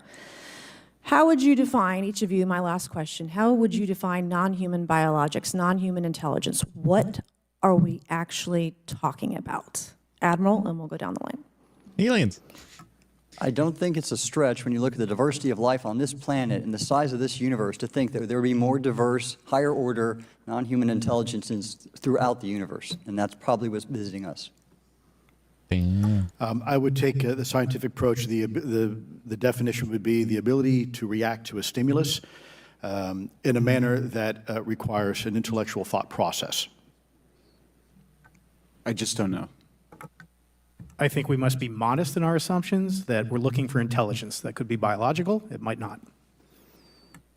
Non-biological, but what non-biological intelligence, what does that mean though? Artificial intelligence, ML, machines. We assume that all intelligence would be like us. And every time we look out in the universe, we are humbled relative to what we don't know in terms of the forms of intelligence and what it may take. I can assure you I probably can't ask you your question, but I think the ultimate answer is going to surprise us all. And then Mr. Garcia, do you have a few closing remarks? I know we're about to hit votes here, so I'll be brief. Just, I want to thank you all for being here. I want to thank Chairwoman Mace especially for holding this important bipartisan hearing. And I want to thank all the committee members that are interested in this topic. I think our commitment to all of you and all the folks that have contacted us, and certainly to the advocates and the pilots, is that we need to continue investigating UAPs. I think the country the country is owed explanations and ensure that the safety or national security is always protected. This is a conversation and questioning that must continue, so I'm very grateful to all of you. And I also just want to add, just personally, I think it's really important for me, two things guide my questioning and my observations on UAPs. One is we should always be guided by facts, science, and data, and stay serious on those issues. And the second thing is I think that we should not limit our imagination and our thoughts and our curiosity on what UAPs could actually be. And I think those two things for me are really important, and I'm grateful for all of you to be other here. issues. With that, I yield back. Okay, and we have Mr. Ogles, who is on the way. He's going to be here any second. Everybody Is that left. correct? Want to check, and he'll be the last member with questions that we have today, and then we have votes. So we want to thank you all for being here.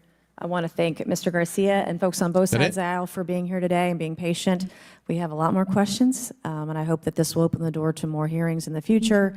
I obviously would like to know how much taxpayers are spending on this. You have the right to know. But also, if we're spending money on something that doesn't exist, why are we spending the money? And if it does exist, why are we hiding it from the public?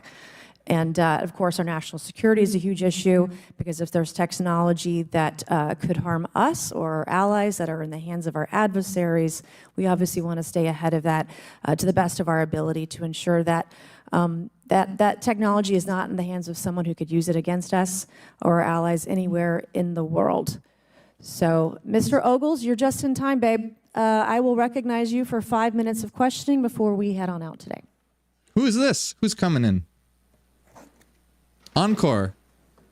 It's like when the band walks off and they pretend like they're done with the last song. And then they're like, "Nuh-uh, we're going to do one more." That's this guy. Mr. Who's this guy? Yeah, babe. Well, thank you all for being here. And Madam Chairwoman, Where are you out of breath because I sprinted to get here. But ooh, he's late. Look at him. You're in trouble. This is an important hearing. It's clearly not that important to you, sir. I think we all know that there's something going on. Mr. Elizondo, based on your knowledge of UAP sightings, do you believe it's fair to say that they are especially common near nuclear sites? Yes, sir. Mr. Congressman, I absolutely am convinced of that, as are my colleagues inside the government. And the reason why I pose that question, and this has been one of my talking points from the beginning, is, Oak Ridge is in Tennessee. The so-called weather balloon that drifted, that we now know was controlled, it passed near Oak Ridge. It obviously is a sensitive site, both of interest to our adversaries and to whatever else this is. Because we know that at military installations, at sensitive locations, such as nuclear facilities, that we're seeing this take place. So the question is what is it? Do you believe they've caused an irregular activity, and why might they be interested in those sites? Sir, in some cases, it's actually regular activity. You'd be surprised. There's actually documentation right now that's been submitted. It's not just Oak Ridge. It's Savannah River Site, SRS. It's also Los Alamos. A lot of our sensitive R&D locations appear to be under some sort of surveillance and monitoring. Why? Well, because a lot of innovation comes out of those areas, a lot of new technologies, a lot of, if you will, disruptive technologies that we use for our national defense originates out of those locations, and advanced concepts in physics as well. So if I was doing any type of reconnaissance, even on a foreign adversary, that's a great target to start with. Sure, and again, this has been one of my talking points. I do have questions. What role might the Department of Energy or its subsidiaries or affiliates have in this type of technology, or possessing this type of technology, whether it's ours or others? Mr. Gallaudet, I think your testimony has been pretty clear, but would you please reiterate that do you believe UAPs pose a threat to pilots? Excuse me. Yes, sir. Absolutely. They were threatening Navy pilots during the exercise that I was, my people were involved with in 2015, and it's my understanding they're risking pilot safety, commercial and military today. Well, considering, and I understand that there's a need in some cases to keep certain technologies secret, but you believe that it is posing a threat to our personnel, correct? Yes, sir. So I think it's reasonable to conclude that if there is a threat to our personnel who are serving our country faithfully, that there be oversight. 100%, Congressman. And in fact, that's the one thing that we've not talked about enough during this hearing is the fact that the government executive branch not sharing with Congress what it knows about UAP infringes on your legislative and oversight responsibilities to such an extent that's very concerning. I mean, what else are we, if you look at national security or intelligence or foreign affairs or appropriations, you all have oversight and legislative responsibility regarding those. This UAP issue may be the greatest issue of our time, and it's being hid from you.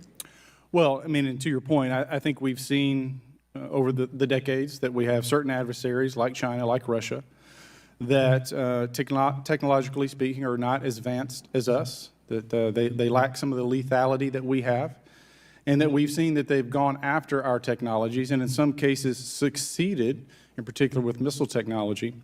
And so again, my concern, whether this technology emanates from us or otherworldly, that we know that we possess it. And where's the accountability? Where are the stopgaps? What are the guarantees that if this were to fall in enemy hands, that it isn't immediately weaponized against us? And I'll say this, it is clear from my experience and what I've seen that there is something out there. The question is it ours? Is it someone else's? Or is it otherworldly? And Madam Chairman, I would posit that as the legislative body, as the regulatory body, we must know.